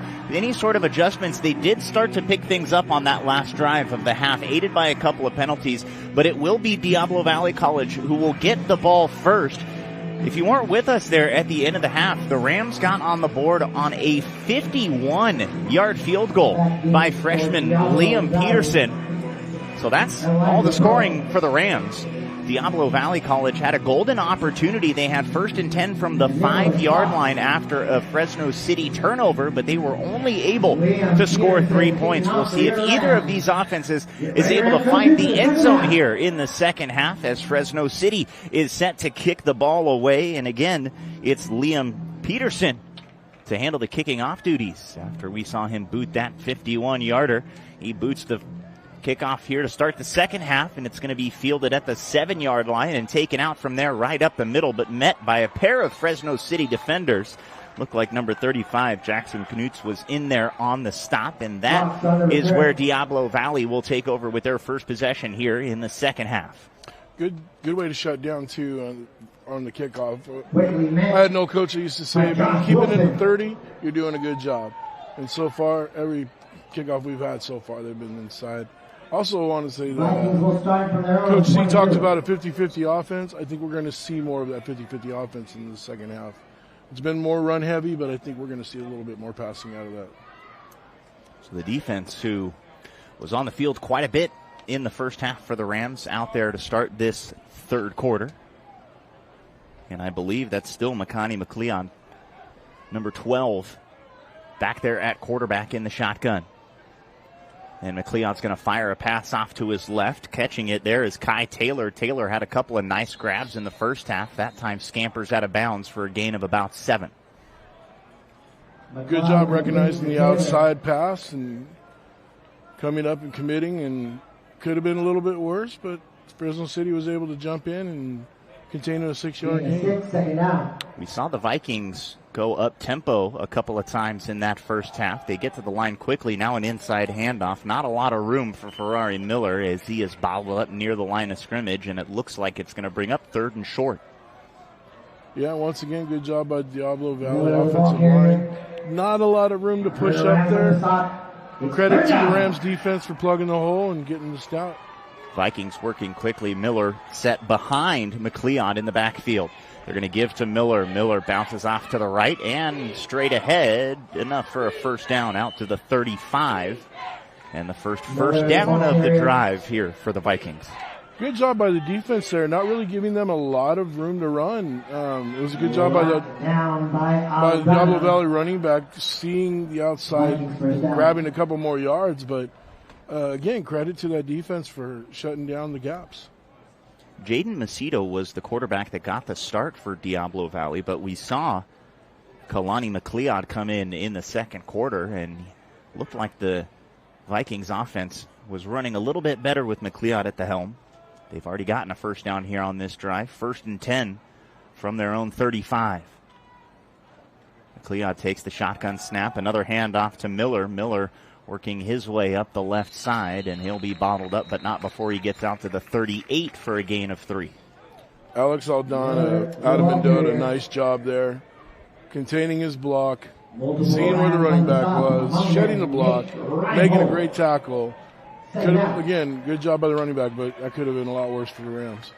2nd and 7, quick snap for the Vikings, and they fire a pass over to the left side. Miles Dixon catches it, and he stays on his feet down the sidelines into Rams territory. Finally taken down by a shoestring tackle at the 35-yard line, but a big gainer on 2nd down has the Vikings moving on offense.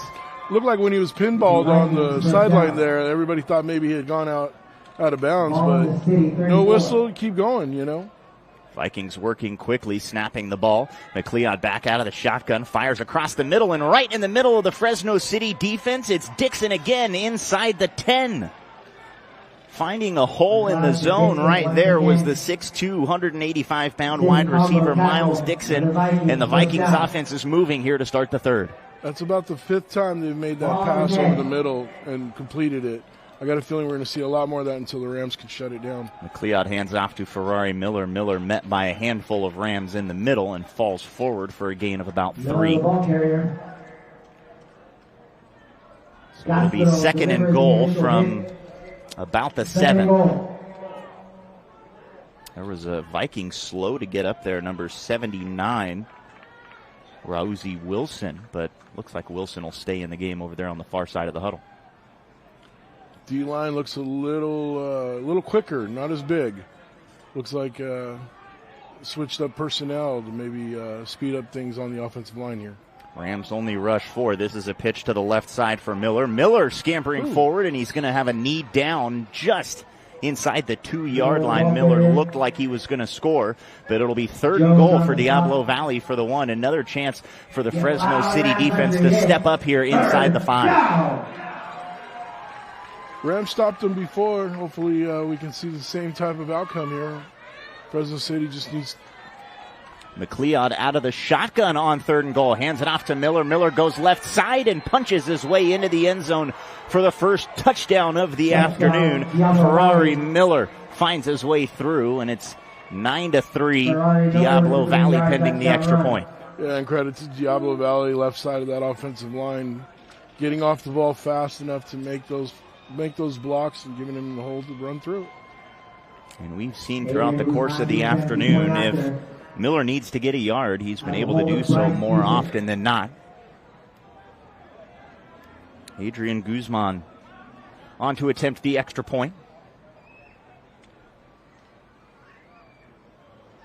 And Guzman's extra point is up, and it's through. So the first touchdown of the day comes on a 1-yard Ferrari Miller touchdown rush. And Diablo Valley retakes their lead. It's 10-3 with 11:19 still to play here in quarter number 3. And now a chance for the Fresno City offense to come back out and respond. And credit to Diablo Valley making their adjustments at halftime. I'm sure that the offensive line had to figure out their scheme. The defensive line was definitely eating them up on the inside gaps. And they did a good job. I mean, they moved the ball down the field, 3 big passes, and there they are. So, 7 points. We're down by 7 now. As for the Fresno City offense, outside of the field goal to end the half, the Rams have moved the ball for the most part, but a lot of their drives have been stalling once they get down to around, or inside, I should say, the Diablo Valley 30-yard line. We saw that first drive of the game. Fresno City got the ball and took it all the way down almost near the 20, but 4 downs and out. Weren't able to get any points off of that. They moved the ball well on their next possession before Josh Vance threw the turnover that almost resulted in a pick 6. So Fresno City, I'm sure that they were in that locker room making some of those minor adjustments and corrections, because they did not play bad in the first half, even having scored the 3 points. Right. And the 3 aspects of the game, offense, defense, special teams. So far, I think we've been winning that special team spot, and hopefully we can get something going right now on a return. It's true. You think about the special teams, you down a punt inside the 5 and you get a 51-yard field goal. That's checking 2 pretty good boxes in that category. Oh, there goes the flyover from the Fresno State football game. The 2 Jets taken off as we get this kick off. Fielded at the 8-yard line by Dante Hendrington. Hendrington going to take it out. He's got some space up the middle, and he's taken down after he crosses the 35, tripped up at the 36, and that's where Fresno City will start this drive. Excellent return, reading the blocks. It was almost like 2 efforts on that play. Saw the first wave of guys come in, saw where his opening was, took the opportunity, and then the second wave of guys closed in on him. But hey, great run, to say the least. Great return, to say the least. So Coach Cavillo was talking about the 3 quarterbacks that are on the Fresno City roster, but we see Yash Vance, who started this one, out there for his 3rd quarter action. Fakes the handoff now, or does actually hand it off late to Colbert, who is stopped initially, keeps the feet moving, and he's able to pick up about 2. And nobody brought him down, so credit him and the offensive line for that play right there. He can keep that running back moving his legs. Good things happen, you know. And literally, good things did happen. Got a 3-yard gain on the play. 2nd and 7. Colbert stays in the backfield behind Vance.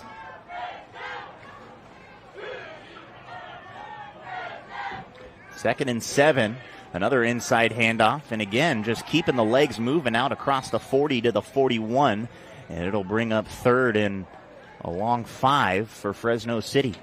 Good job by City line, moving the ball, you know, controlling you off the defensive line. Fortunately, Wesley Garton was number 11 for Diablo Valley, just kind of like snuck in there on an opportune moment, even though he was getting pushed back. Big 3rd down for the Rams here early in the 3rd quarter, trying to answer the Vikings touchdown. Nice pass over to the right side. In space goes, I believe that was Jackson Sinfeld, the running back, as he is taken down out of bounds near the 1st down marker. And it looks like, are they going to call him just about a yard short? So it's going to bring up a 4th and short. Rams offense looks like they'll stay on the field here. 4th and maybe a yard and a half based on the sticks. And this is where the offensive line is truly tested.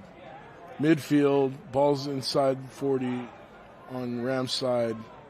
Definitely got to make it happen right here. Got the big tight end, Isaiah, out there on the right side, and they run to the right side behind him, and it'll be enough for that 1st down. So they bring the extra tight end on the heavy set, and it works to perfection on that right side. Rams pick up the 1st down and keep this drive alive. Good job by the O-line, cracking down on the blocks, too.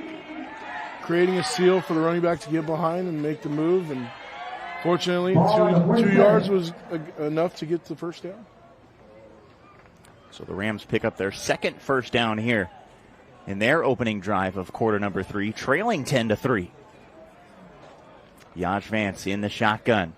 Hands it off up the middle, but met immediately and stopped for no gain was Colbert. The play looked like it took a little bit too long to develop. Chavez with the run. There was a lot going on that play with motion, and I don't think I think we won't see that play. No gain, take it out. Beg your pardon, it was Chavez on the run there. And Gino, to your point, you mentioned it a moment ago, this Fresno City offense likes to say that they're a 50-50 offense. We've seen a lot more run in the first half and here in the second. See if The Rams get an opportunity for Yaj Vance to air the ball out downfield. They've got a 2nd and 10 near midfield.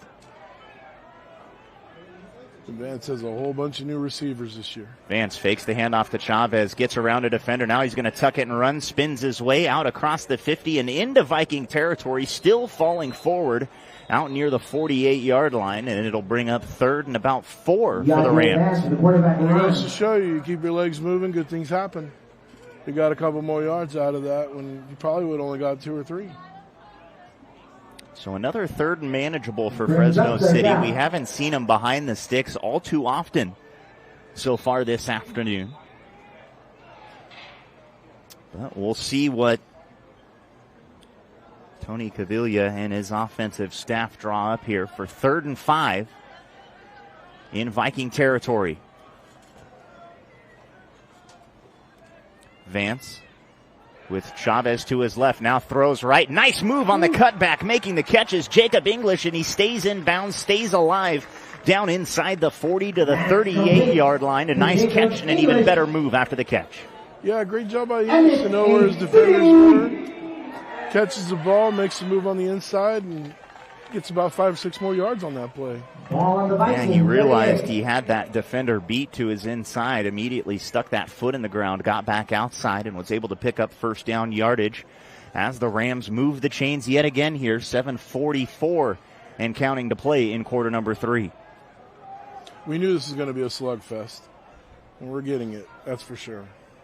Hendrington in the backfield now. A little trouble with the handoff, and Vance is going to keep it himself on the read option. Cuts back inside and is able to pick up about 5 on 1st down. It's a great move by Vance on the inside there. But, Gino, you got to have real confidence if you're the quarterback to keep that ball in the running back's gut for so late before you decide to rip it out and take it on your own. That was impressive.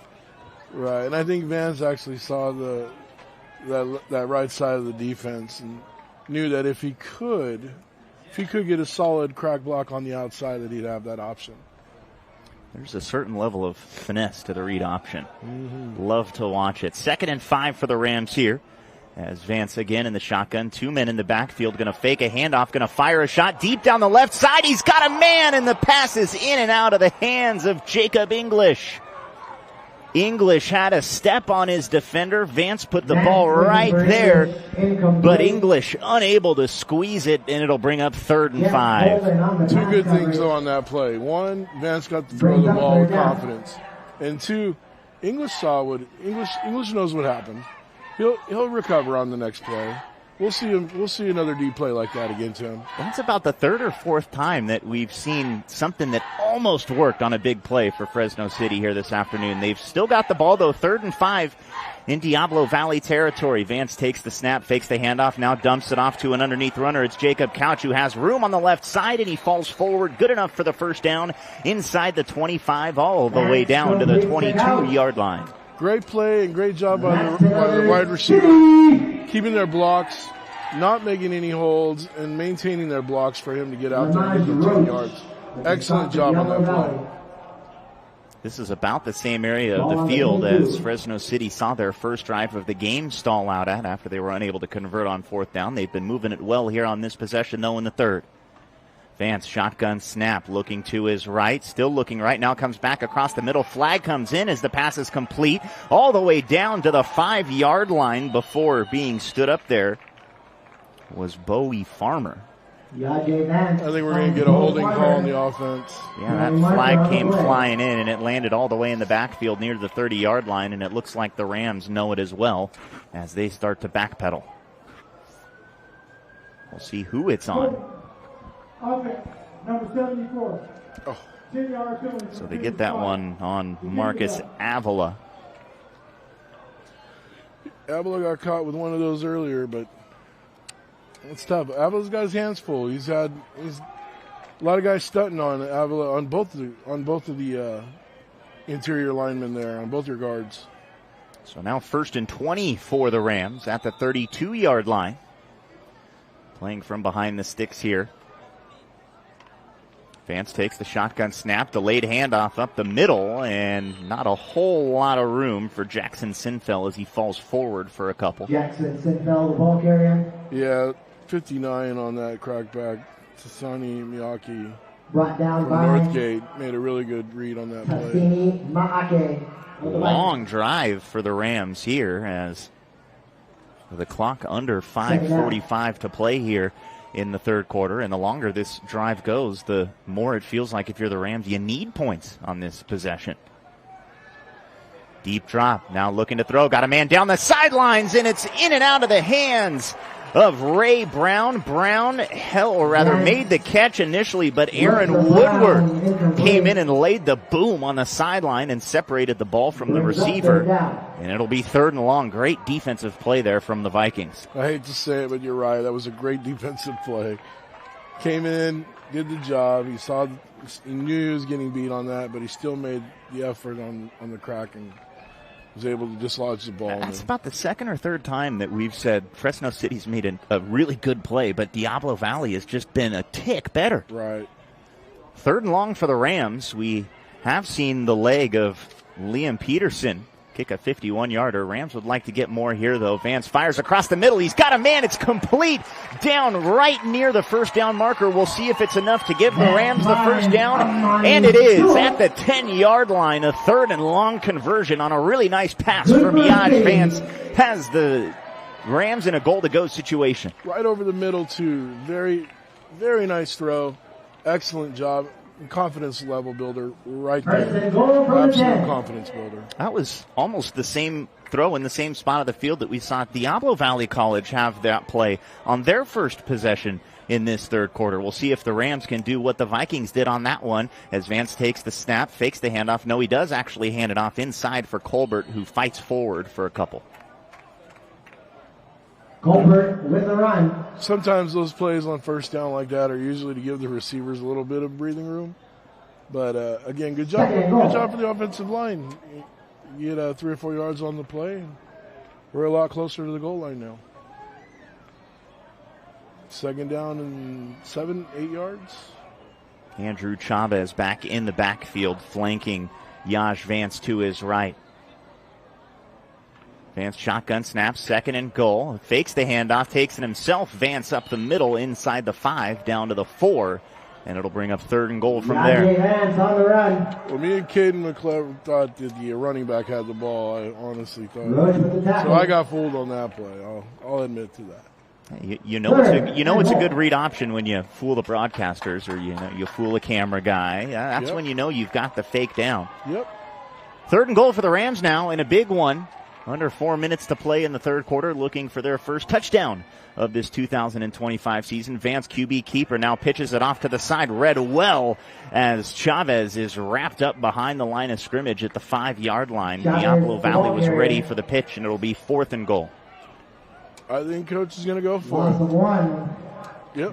I would tend to agree. Again, like we've said, it seemed like the offense for Fresno City has been so close a handful of times throughout the course of this afternoon's game. And also, if you're Coach C, you've got to have trust in your offense as well to be able to convert in key situations like this. 4th and goal from the 5-yard line. Vance in the shotgun with Colbert flanked to his right. Low snap, bobbled. Vance is able to corral it. Now he's in trouble. Rolls to his left. He's got a man in the back of the end zone, and the pass is caught but out of bounds. Noe Felix was trying to tiptoe the end of the end zone, but he was unable to keep his feet in as he jumped up and came down out of bounds. So Fresno City will turn it over on downs for the 2nd time today. This time, just about a foot away from a touchdown. Great job by Vance, too, stretching the play out, trying to make something happen. Just not in the Rams' favor on that play. That's one of those things that, you don't like to see them in week 1, but when you see them in week 1, you know that you're probably not going to see them again throughout the course of the season, or just the little things like that. And it really seems like that's what's kept Fresno City behind the 8 ball here so far in this one. Though again, the defense with another good chance to get a 3 and out and get the ball right back to Fresno City with good field position. We'll see what the Rams can do here. Diablo Valley in the shadow of their own end zone. A quick pass out, and it's a good one. Caught at the 10-yard line. Now working his way inside to the 11 goes Miles Dixon. Close to first down yardage. Good job by Dixon separating, too. getting away from his defender. Nelson, one of the Rams. Creating a little bit more space. He gets about 4 more yards out of it, House. And play calls like that kind of force the secondary to play up and allow you to go over the top. It's the snap is bobbled, but a heads-up play as it bounces right into the waiting arms of Ferrari Miller, and somehow he's able to turn it into a 2-yard gain. Is it Miller's birthday? I'm curious. Because that was a crazy play, to say the least. Yeah, very weird to describe. The snap got back to Kalani McLeod, and it looked like he kind of turned his head before he even had the ball, and it was bouncing around. McLeod didn't see it, and somehow it bounced right into the waiting arms of Ferrari Miller. Ball on the 15. So it'll bring up the sticks say 1st and 10. That was a first down. So that's what they're calling it. The run gave them a first down. So it'll be 1st and 10 from the 15 now, as Miller met right at the line of scrimmage. Looked like that was number 57, Jack Nelson, again in there making his presence felt. I love the fact that Nelson gives him a good stick and then helps him up. Nelson and company on the stop.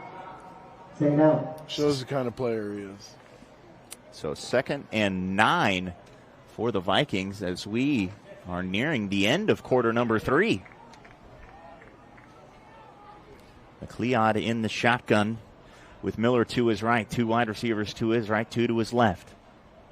McLeod takes the snap, back to throw, pressure coming from the Rams. McLeod rolls right, dumps it off underneath. Broken tackle there by Miller, and Miller is going to be shoved out of bounds, but not after a gain of about 4. Again, just tough running from Miller to get those extra yards. Jalen Jones made a great job. He did a great job of reading that play, getting up on there. Just couldn't make the tackle. Should have been lost on that play. But next time, Jones, wrap it up. You got it. Big 3rd down here, under a minute to play in the 3rd. 3rd and 5 for the Vikings. McLeod back under center. Rams only rush 4. McLeod fires across the middle. Pass is complete right at the first down marker, and it'll be just enough to move the chains. Another 3rd down conversion here for Diablo Valley as they continue to just methodically move the ball down the field here this afternoon. And they get back to that play right over the center. It almost feels like we need to keep the Mike in the middle. Mike being the middle linebacker, yeah. Literally just. McLeod takes the snap, quick throw over to his right, pass deflected up into the air, tipped and almost into the arms of a receiver. It looked like that was Darian Mariga, who was just kind of hanging out there, trailing the play, and that ball almost landed right in his arms, but falls incomplete. So a 2nd and 10 upcoming for the Vikings. We'll see if they, or with the incomplete pass, stops the clock. All I can think of on that play is tip drill. Ball in the air, everybody yelling ball. Yeah, crazy. Almost felt like it was a rugby play in a sense. The way that ball jumped in the air. Like squeezed out of there. 2nd and 10, McLeod again in the shotgun.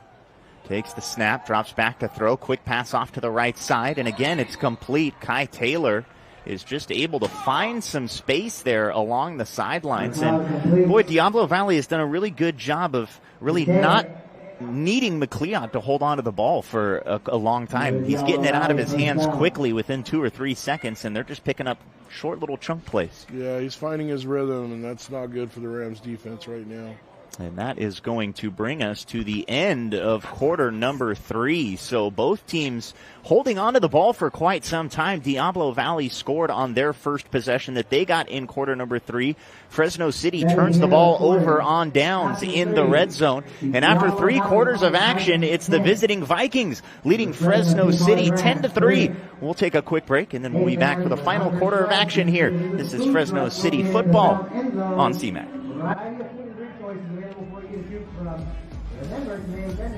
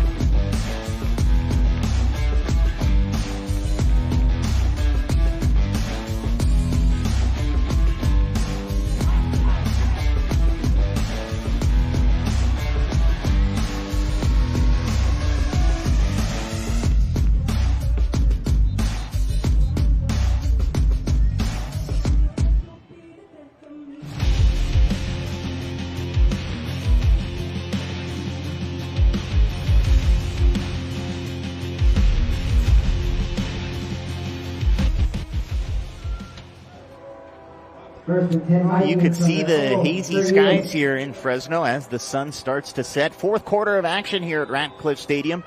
And it's Diablo Valley College on top of Fresno City, 10-3. Vikings with the ball, trying to put together yet another long drive here this afternoon.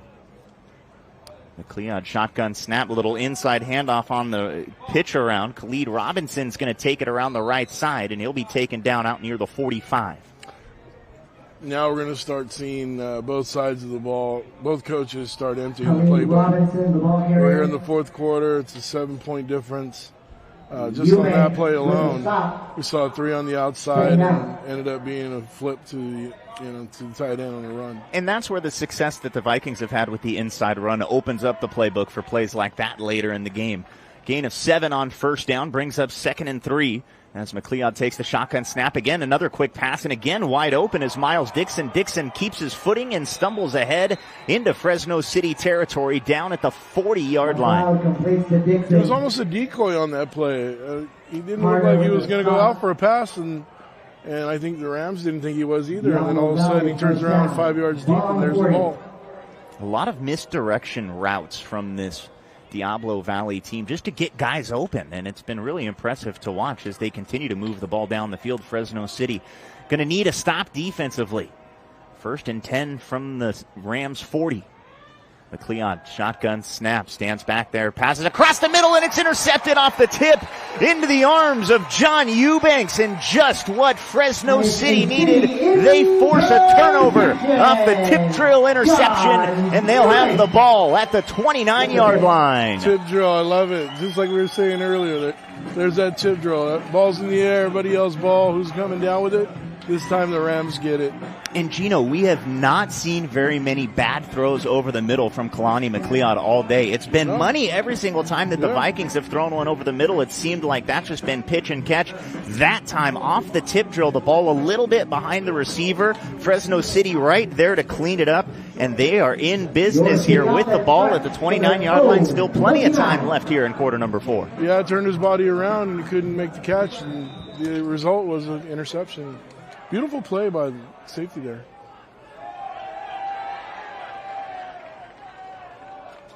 Rams will take the first snap. We've got a new quarterback now as David Marquez is in the action, and he will hand off, charging ahead and picking up about 5 there for the Rams was Jackson Sinfeld. Rams look like they went into a heavy package that we haven't seen yet all night, so that was kind of cool to see. Hand off to the running back, second down. See them, everybody pretty much student body on the line almost, First opportunity that we'll see for David Marquez this season, the 6'1", 190-pound freshman out of Central High School.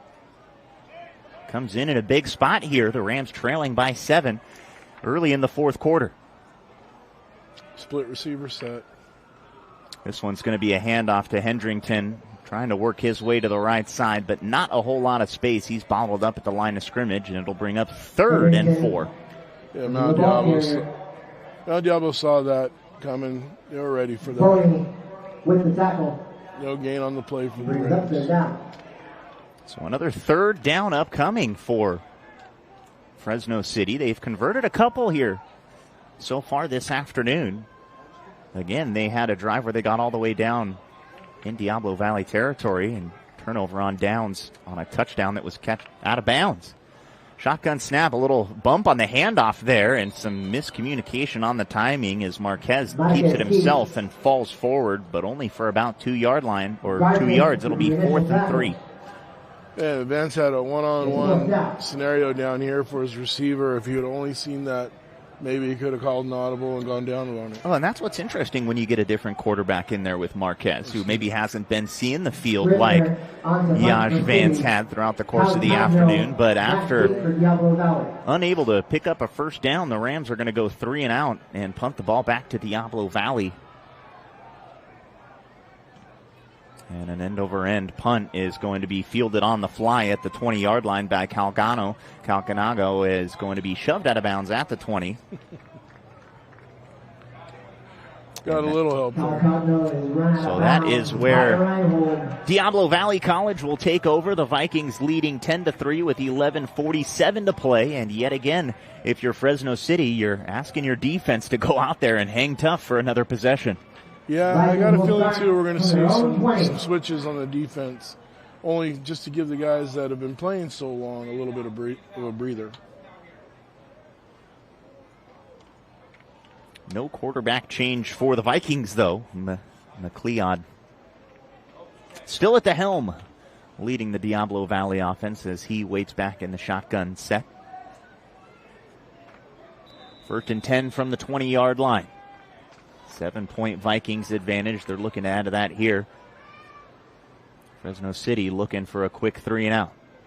McLeod takes the snap. It'll be an inside handoff. Initial contact at the line of scrimmage. Now met a few yards past and will be taken down for a minimal gain, maybe about 3. Looks like that was Elijah Bow, the 5'9" running back, just again keeping the legs moving and trying to get as many yards as he can. But Gino, especially here in this second half, we've seen Diablo Valley really take some time off the clock on the possessions that they've had. And still 11 minutes to go, but that's got to be in the back of your mind if you're Fresno City. Yeah, they're definitely using the clock to their advantage at this point in the second half. And getting that early 7 points in the second half really helped them. And we've got a whistle before the snap. We're going to have a false start. It looked like the receiver over there on the far side, Kai Taylor, moved early.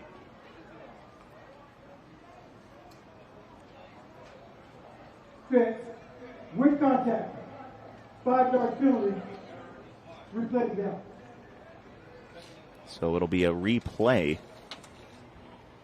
of second down, 2nd and 1 now. McLeod, shotgun formation with Miller behind him in the backfield. Handoff to Miller. Miller goes right side. He's got some room now. Cuts it up ahead. Miller could get loose. He's trying to make a man miss, but instead driving him out of bounds is Jalen Jones, but not before a big pickup for Ferrari Miller as he stumbles out across midfield. And again, Diablo Valley driving. Diablo Valley, first down. Good job by the O-line to crack down to the right to move the ball left, but just a little bad read on the outside on defense, so hence first down. Could have had him after 5. 10.5 minutes to play. Diablo Valley with the lead and the ball in Fresno City territory. McLeod, again, an inside handoff for Miller. This time Miller met and keeps the legs moving and able to pick up about 2. Nothing fooling anybody on that play. Defensive lineman stood up. Miller on the run. 2-yard gain. Trio of so Miller going to be subbed out for as we get a handful of Viking substitutions here for the 2nd down and 8. Tackled inbounds, clock still running now, under 10 minutes to play. McLeod waiting. 5 seconds on the play clock, and when you've got a lead, why not take it down? Big blitz here from Fresno City. The pass is off, but right there to meet him is number 31, Antonio Castro, makes the tackle behind the line of scrimmage, and it'll bring up 3rd and long. That time, Fresno City not fooled by the screen. No, Castro did a good job by shedding the first block that came to him, recognizing the situation, and going after the ball. That was a really good defensive play. So it'll be a 3rd and long upcoming for the Vikings. Fresno City cheerleaders start the defense chant down there on the track. Big spot in this game. 3rd and 11 from midfield. Vikings with the ball in a 7-point lead. McLeod in the shotgun yet again. Takes the snap. 5-step drop. Looking to his left. Now goes underneath. Receiver wide open. It's Kai Taylor again. Taylor upended at the 40-yard line, and he's going to be just shy of first down yardage. It's going to bring up a 4th and short and decision time for Diablo Valley. Yeah, he paid for that one. He got to the outside. Had 2 Rams that basically took him high and took him low on that play. 4th down. So we'll see. 4th and 1. 4th and 1. Diablo Valley quickly breaks the huddle and gets up to the line. McLeod still out of the shotgun. And now the Vikings will back out momentarily as they look over to the sideline for the call, and then it gets relayed to everybody on the outside. Play clock at 10. Snap is off, pass underneath, and that one's caught again. It's Kai Taylor. And boy, when McLeod has needed an outlet. It's been Taylor, and that time Taylor picks up first down yardage to keep the Diablo Valley drive alive. Good job by the quarterback to recognize the open receiver on that play. You could tell he had three on the right side, and 3 receivers set, and neither one of those guys were open. But the guy on the left, different story. Boy, the importance of the safety valve on full display with this Diablo Valley offense. They've hit it to perfection a handful of times in crucial scenarios.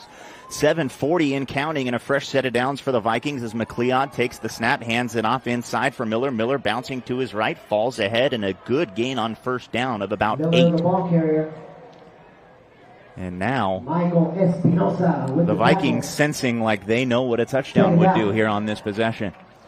I hate to sound cliche, but I think we're starting to see the defensive line of the Rams slowing down a little bit as well. Just by the way they're reacting to the snap itself. And when you get somebody like Miller who's been running the ball with the tenacity that he has been and the uphill power that he has been, it grinds on you throughout the course of a game. Still time for the Rams, though, looking for a stop here on 2nd and 3. McLeod and the Vikings taking their time, letting that play clock wind all the way down to 1. It's at 0, and we're going to get a whistle. That's going to be a delay of game. That's something that we've seen, really one of the few things that we've seen for Diablo Valley throughout the course of this game. Untimely penalties have hurt them. Yeah. I mean, they had the sideline interference that kept the Fresno City drive going at the end of the first half that led to the field goal. We've seen just a couple of plays here from the Vikings that have been self-inflicted that have allowed Fresno City to just get a little room to feel like they're still in it. Yeah. Well, Diablo Valley was ready to come and play today, and, I mean, minus the penalties that have actually hindered them, they're still in control of this ball game. Still plenty of time left, though. Only a 7-point ball game. Absolutely. Rams going to need a stop, though, here on this drive. Another inside handoff for Miller. Miller bounces it outside now to the left, and a couple of Rams are there to take him down, leading the way on the tackle, Aiden Chavez, who wraps him up just shy of first down yardage at the 28, or rather the 23-yard line. So now it'll be 3rd and 2, as, again, the clock continues to run here in the 4th. You know what to do. It's 3rd down. Crucial down for the defense right here. They've got to make this stop. With the time that's remaining on the clock and the scenario they have right now, where they're at on the field, they've got to make this stop. McLeod out of the shotgun. Again, it's a handoff to Miller. And again, Miller following his blockers up the left side. Miller with one man to beat, finally forced out of bounds by Javon Jones, but not before another 3rd down conversion for the Vikings as they work their way down inside the 10-yard line with a 7-point advantage. Or rather, I beg your pardon, inside the 15. And kudos to Zahir Young, the offensive lineman for Diablo Valley, getting to the outside and clustering those 3 Rams up in that little scenario there. It caused the guy to get outside and make a few more yards than he should have got. Vikings content to take this play clock all the way down as long as they possibly can. We've already seen them get a delay of game trying to run that play clock down here on this drive. 1st and goal. McLeod out of the shotgun, and what do you know? It's another handoff to Ferrari Miller, who works his way to the left side, but is stopped up nicely there. Rams trying to rip the ball out at the end. Did they get it? Yes, they did! A stellar play by the 5'10 defensive back, John Eubanks, as Miller was fighting for extra yardage on the sidelines. It was Eubanks who came in and ripped it out. And just like that, Fresno City will have the ball with 5 minutes and 20 seconds left here in the 4th quarter. Huge defensive play. Eubanks making another big play. Had the interception back earlier, and now he's ripping the ball out of players' hands, giving Fresno City an opportunity with 5:20 on the board. What a heck of an effort play. How many times have we seen Ferrari Miller just keep the pile moving by driving his legs? That time the Rams come in, rip the ball out, force a fumble. They've got a long field to work with down 7, but the biggest spot is you're still only down 7. Right. And again, it'll be David Marquez, the freshman, in at quarterback. He came in for the last series for the Rams. Going to try and lead this Fresno City offense 92 yards down the field for a potential game-tying touchdown. And before the first snap of this drive, we've got a whistle. And I don't see a flag. Looks like we've got an official on the near side who came off over to the Fresno City side, and now we're playing a game of hot potato with a couple of footballs out near the 35. Whatever the issue was, the footballs have been returned to the Diablo Valley sideline. So now we're ready to get underway. Fresno City looking to tie this game with a touchdown drive. 5:20 to go. First play rolling to his right now is David Marquez off the play fake. Marquez doesn't have anyone to throw it to, and he's forced out of bounds right around the line of scrimmage, maybe a little bit behind it. It'll be a sack taken on first down for Fresno City. Yeah, he's going to lose a couple yards on that play. Nobody open. Good job by the defense containing the receivers on that play. Not much there. So out of bounds stops the clock, or no, they're going to keep it winding, it looks like, under 5 minutes to play. So a loss of 2 brings up 2nd and 12. Fresno City still deep in their own territory. Back to throw is Marquez. Deep drop, fire sideline, too high for Noe Felix. And just like that, after the turnover, it's going to be a 3rd and long. Incomplete. I like the idea. Marquez felt confident throwing to that receiver in that type of situation. I'm sure down the road we'll see that a lot more, but right now you got a whole bunch of field on your left side to utilize. Tough to throw on that right side, but we'll learn as the season goes on. You can see the team huddling up there. A great view from our camera there in the end zone. Unfortunately, though, for the Rams, they're that close, backed up near the end zone. 3rd and long now. Dropping back is Marquez. Marquez lofts a throw over in the direction of Andrew Chavez, but it's out of the reach. And it's a quick 3 and out for Fresno City. Not what you wanted after the turnover. And now this late in the game, 4:38. Looks like the Rams will keep the offense on the field here on a 4th and very long. Looks like also Marquise Cropper for the Rams is a little slow to get back to the Rams side of the ball. And now, after some deliberation, it looks like Fresno City will indeed send the punt team out. Rams still with 3 timeouts, so if you're thinking about it that way, they do have the timeouts in play. This kid back here is really good, so... Well, now we got a whistle from our official who is all the way back at the 45-yard line, and I'm going to guess some sort of maybe too many men on the field. Oh, delay a game. Not what you want when you're already backed up, though, if you're the Rams. I mean, the ball doesn't move a whole lot, but there's also not a whole lot of room for your punter, Dean Scrivener, to work with. Well, the one thing we know is Dean's got a really good boot. Definitely got a good foot, so we'll see if he can make it a little difficult for him out there at the 45. Scrivener gets it away. It's a low liner up the left side. They're going to let that one roll. Takes a favorable Fresno City bounce, and Scrivener punting from his own end zone is going to watch that one roll down just shy of the 30-yard line. So a really nice punt for Dean Scrivener and the Fresno City Rams. But yet again, like we've said all afternoon long, it's going to be on the defense to step up and get a stop, which they've done almost every single time they've needed to. Yeah, it's frustrating if you're on the Rams side to know that your defense has been out there that long. But it's also comforting on the other side. On the other side, to think about it, that you've only given up 10 points. Yeah, and this is a defense. Last year, obviously hard to draw over, carry over statistics. Defense for Fresno City last year that averaged 14 points a game to opponents. So this is right around the same area that their defense is used to. It's just been the lack of offensive production here today that's hurt the Rams. Vikings' first play of the drive, a handoff to Miller, and Miller again just falls forward, picks up about 3, and that clock is going to continue to wind here on Fresno City. You got to think they do have the 2-minute timeout as well, so you got to think about it like they do have 4, but you got to wonder when you start calling these timeouts if you're the Rams. Right, and again, credit where credit is due. Good job by the Diablo Valley Viking offensive line. Pushing. They're moving them down. 2nd and about 7. Under 4 minutes to play now. Vikings with the ball and the lead.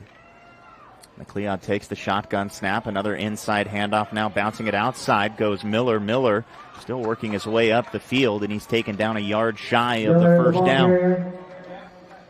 And now The Vikings can take this clock inside of 3 minutes before they snap this football if they so choose. It's third down. So another big third down. Seems like every third down here for the Rams defense has been big. This one as big as any. Approaching 3 minutes to play, 3:07 exact, and this handoff is stuffed right in the backfield. I think he lost Miller took the handoff and was met immediately by the Rams. I'm trying to get a number, and it looks like, again, that was Emmanuel Jackson getting in there early with the penetration to blow that play up in the backfield, and it's going to move the ball back about a half yard and set up a 4th and 2. And now you got Diablo Valley second-guessing themselves now, which is good for the Rams because at this point the Rams need that turnover. So 4th and 2 for Diablo Valley after a play like that is a long 2 yards. And Gino, it's so easy for us to forget that it happened as we're up here in the course of the game. When Fresno City turned the ball over on downs, they missed the touchdown by about 6 inches. By the ball getting caught out of the back of the end zone. So it's not like everything for Fresno City has been bad offensively. In fact, I'd venture out to say they've had a lot of good, throughout the course of the afternoon. Sure. It just so happens that in the critical points, things haven't gotten to go their way, but again, their defense is one play away from giving them the ball back should Diablo Valley go with really good field position. Absolutely. And if there's one thing we can take away from this entire game is that defense is solid. The stamina-wise, they're going to go the full whistle to last whistle, So now if you're Diablo Valley, Gino, this is interesting because you've had a running game that's been working so well all afternoon with Ferrari Miller, but you just saw him get stuffed on the last play. You've got a 4th and 2 that would make things really difficult for the Rams to try and get back into it, but it looks like Coach Jimmy Collins and the Vikings are going to go for it here. 4th and 2 from their own 39-yard line, trying to get ever so closer to putting this game away. The edge tight end, I think, is where they're going to run it on the left side. They got McLeod, shotgun snap, hands it off to Miller right side. Miller's got a hole and then some, breaking free from some tackles. It's Ferrari Miller up the sideline. He's finally taken down at the Fresno City 20, but with 2 minutes and 49 seconds remaining in the game, Diablo Valley with a 7-point advantage, that much closer to being able to close this one out. So they didn't run to the left, but they followed the tight end. A little counter action there. Sprung Ferrari Miller free. And a good job on the crack block on that, too. That tight end knew exactly his job. He did it well. Well enough to get the first down. So you would assume here that the Vikings will run the ball one time, which would bring us to the 2-minute timeout. Rams do have 2 timeouts. They took one earlier. I believe it was before that 4th down play. So 2 timeouts plus the 2-minute for the Rams. And it looks like maybe the Vikings will take a timeout here, and they will. So 2:18 remaining in this one. Diablo Valley will take the timeout. They've got the 10-3 advantage, and this is the tough one for the Fresno City offense here so far today. Yeah, you wonder if when Rams get the ball back, if they're able to make a couple big plays. Stretch the line, stretch out the defense a little bit. And the other thing, too, if you're an offense, it can be really hard to get going if you don't really get yourself into a flow of the game, or if there isn't a flow of the game. And unfortunately for the Rams today, the flow of the game for the most part was dictated by Diablo Valley and their rushing attack. And it's really hard for an offense to get going when you're sitting on the sidelines for a while, watching the other offense go to work, and then you go out there quickly against a defense who's very well rested. You just got to give a lot of credit to Diablo Valley because they came in here, they really dictated the tempo and the pace of this game, and that really has been the biggest difference, in my opinion, so far in this game. We talked about it earlier at the beginning of the game. The ball was going to be won on the offensive line or defensive line, and today Diablo Valley's offensive line has so far been the predecessor of it. They've been nothing but effective.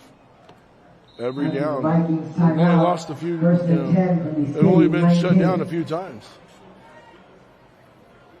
Rams with 2 minutes and 18 seconds left. They've forced 2 turnovers here in this second half. Unfortunately, though, no points have come of them. looking for a turnover here. McLeod shotgun snap, going to hand it off right side. It's not Miller this time, it's Elijah Bow who dives forward for a gain of about 2, and now Fresno City will take one of their 2 remaining timeouts. Good job by Nate Reinhold making the stop there, putting his body out in front. There's a couple of guys on the defense that we've called their names a couple of times here this afternoon that they're going to be a lot of fun to watch for the Rams this upcoming season. I mean, we've mentioned a handful of them. Emmanuel Jackson, one of them. Yeah. Jack Nelson, one of them. I mean, you look up and down, there have been guys making plays. We had Eubanks who ripped the fumble out to give the Rams the ball back earlier in this fourth quarter. I mean, there have been a handful of really good defensive plays that unfortunately for the Rams, I don't want to say will get overlooked, but you look at the final score and the outcome of the game and you're not necessarily going to think about how great of a defensive performance it really was by this Fresno City team. Right. Still an opportunity though to try and force a takeaway. Haven't heard much of the captain today either, Antonio Cherry. Yeah, called his name maybe once or twice, right. But they haven't really run towards him either. So Ferrari Miller back into the backfield, flanking McLeod to his right. They're going to sling a pass outside though for Miles Dixon. Dixon shaking and baking his way out past the 15-yard line and down to the 13 as the Rams will take their second and final timeout. Or their third and final, I beg your pardon. Their final timeout. So now we are still inside of the 2-minute timeout. So even if the Vikings do run the ball on this 3rd and 5, if the Rams are able to stop them short of the first down, you would presume that Diablo Valley would punt the ball back to you with 2 minutes on the clock. All right, Ram Country, let's say hello once again to your Ram They're definitely going to be relying on big plays if and when they get the ball back. It's going to be, I'm sure we'll see them air it out a couple of times. Looking ahead for the Rams after today's game, next week they'll be on the road at Sierra before coming back home here to host American River on Saturday the 13th. That game will be right here on CMAC. Kickoff at 5 o'clock. So if you can't come out to Ratcliffe Stadium, we'd love to have you join us here on CMAC. Game on the line for the Rams here. 3rd and 5 for the Vikings as they look to try and run this clock down and ice the game. And now we've got a pre-snap whistle and looks like a timeout taken by the Vikings just to try and see what the Rams were going to show on their defensive set. But the interesting thing I saw Jaden Macedo, the quarterback for the Vikings who started the game, was the one who broke the huddle and was out there at quarterback for Diablo Valley College. So maybe a little game of chess, just kind of throwing guys out there knowing that you're going to take a timeout, try and confuse the Rams a little bit. Really good flow for Diablo Valley when it's all said and done. 10-3 is the score. We were tied at 3 at the half. The difference, the first drive of the second half, Diablo Valley able to score the lone touchdown of the game. Rams almost had a touchdown. They were a couple of inches out the back of the end zone from this game being tied at 10 right now. So now everybody's back in action, and it is Kalani McLeod back at quarterback for the for the Vikings with Ferrari Miller off to his left. 3 receivers to the left, 1 to the right on this critical 3rd and 5. 2 minutes and 7 seconds to go. McLeod barking out some orders to his offensive lineman and then sets Miller where he wants him to his right. Quick snap there. McLeod back to throw. Dumps it off. Miller underneath. Miller trying to break a tackle. He's not going to be able to, but he's driven out of bounds. Good enough for first down yardage. It looks like we'll have to wait for the spot. It could be 4th and inches. Nope, they're going to give him a first down. It'll be 1st and goal for Diablo Valley. And the 2-minute timeout will be taken now. But Fresno City out of timeouts, no way to stop the clock. So that should, Gino, just about do it for this one. Unfortunate for the Rams, who, for the most part, played a pretty well game. Yeah, again, our defense is out there just a little bit too long tonight. Not enough offensive chances, I guess you could say. But credit to Diablo Valley for making those opportunities theirs. A little tough pill to swallow, but luckily it's only the first game of the year.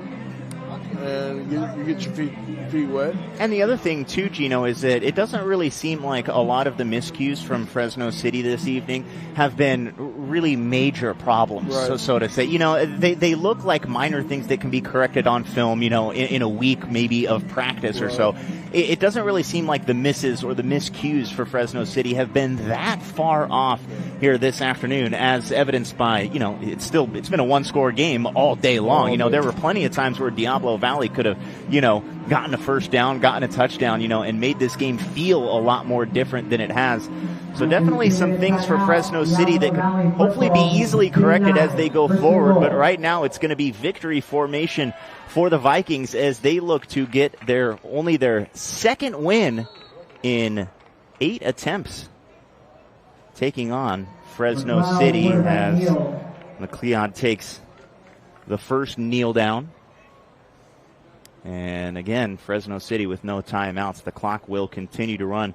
Schedule looking forward for Fresno City. I was mentioning it a moment ago. They'll be at Sierra next Saturday before coming home and taking on American River.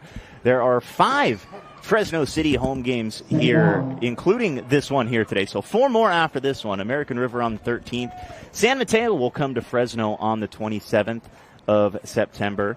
Sacramento City will be here on October 18th, and then College of the Sequoias will be here on Saturday, November 1st. Again, all of those games will be right here on CMAC. We've been thrilled to bring you today's contest on CMAC. COS, Fresno City, tough game every year. Anytime they play, it's a physical game. Same with Reedley College, and a lot of great talent from this area out in Reedley. All 3 of those teams, it's going to a lot of good football to look forward to. And those are 2 games to close out the season. That game Saturday, November 1st, Sequoias comes here, and then Saturday the 8th at Reedley. Back-to-back games to close out the season before playoff contention. But, Gino, the nice thing about it is there's a lot that's going to happen between now and then, and I'll tell you what, I'm excited to watch it. Same there. We got front row seats this year. So that will be the final kneel down of the contest as both teams will get ready to walk the 50-yard line and shake hands. A disappointing season opener for Fresno City as they aren't able to come out on top with a win. They will probably take away some positives. But the final of this one, Diablo Valley comes from the Bay Area to Fresno, and they're able to take down the Rams by a final score of 10-3. I want to thank Derek Johnson for joining us today, the halftime interview, and definitely looking forward to the next broadcast. And folks, hang in there. Fresno City's going to make their adjustments. We will too. And we'll be back for the next game. Yeah, so let's talk just for a little bit here before we sign off about some things that we saw that we liked from the. Let's start with the Fresno City defense. I know we've talked about it a lot, but what do you think maybe is the 1 or 2 of the biggest takeaways that this defense can pull from this game going forward throughout the season? Well, I think one of the biggest things is the amount of time they were on the field. Defense that's on the field that long usually gives up a little bit more points, and we didn't see that with the Rams. We didn't see them getting tired, so to speak. We saw more of an aggressive defense than we thought we would, especially with the time they were on the field. So we take that positive away today. And we also take the fact that we didn't see a lot of missed tackles. You know, we saw a lot of good tackling. We didn't see a lot of missed wraps. You know, a lot of guys early in the season tend to forget how to tackle, even though they've got warmed up for it. We always see the missed tackles, and we really didn't see that in this game. So I mean, those are two definite positives we definitely take away from the game today. Yeah, and really, if you want to talk about an overall story of this game between both teams, it was really the effectiveness of the 5'10", 220-pound sophomore Ferrari Miller on the ground for Diablo Valley, because whenever it seemed like, even though Fresno City's defense was playing very well throughout the course of the game, whenever Diablo Valley needed that spark, whenever they needed those 3, 4, 5 yards in a big spot, they knew that they could get the ball to number 10. He was very impressive for the Vikings here this afternoon. And let's not forget special teams. We had a really good special team outlook today.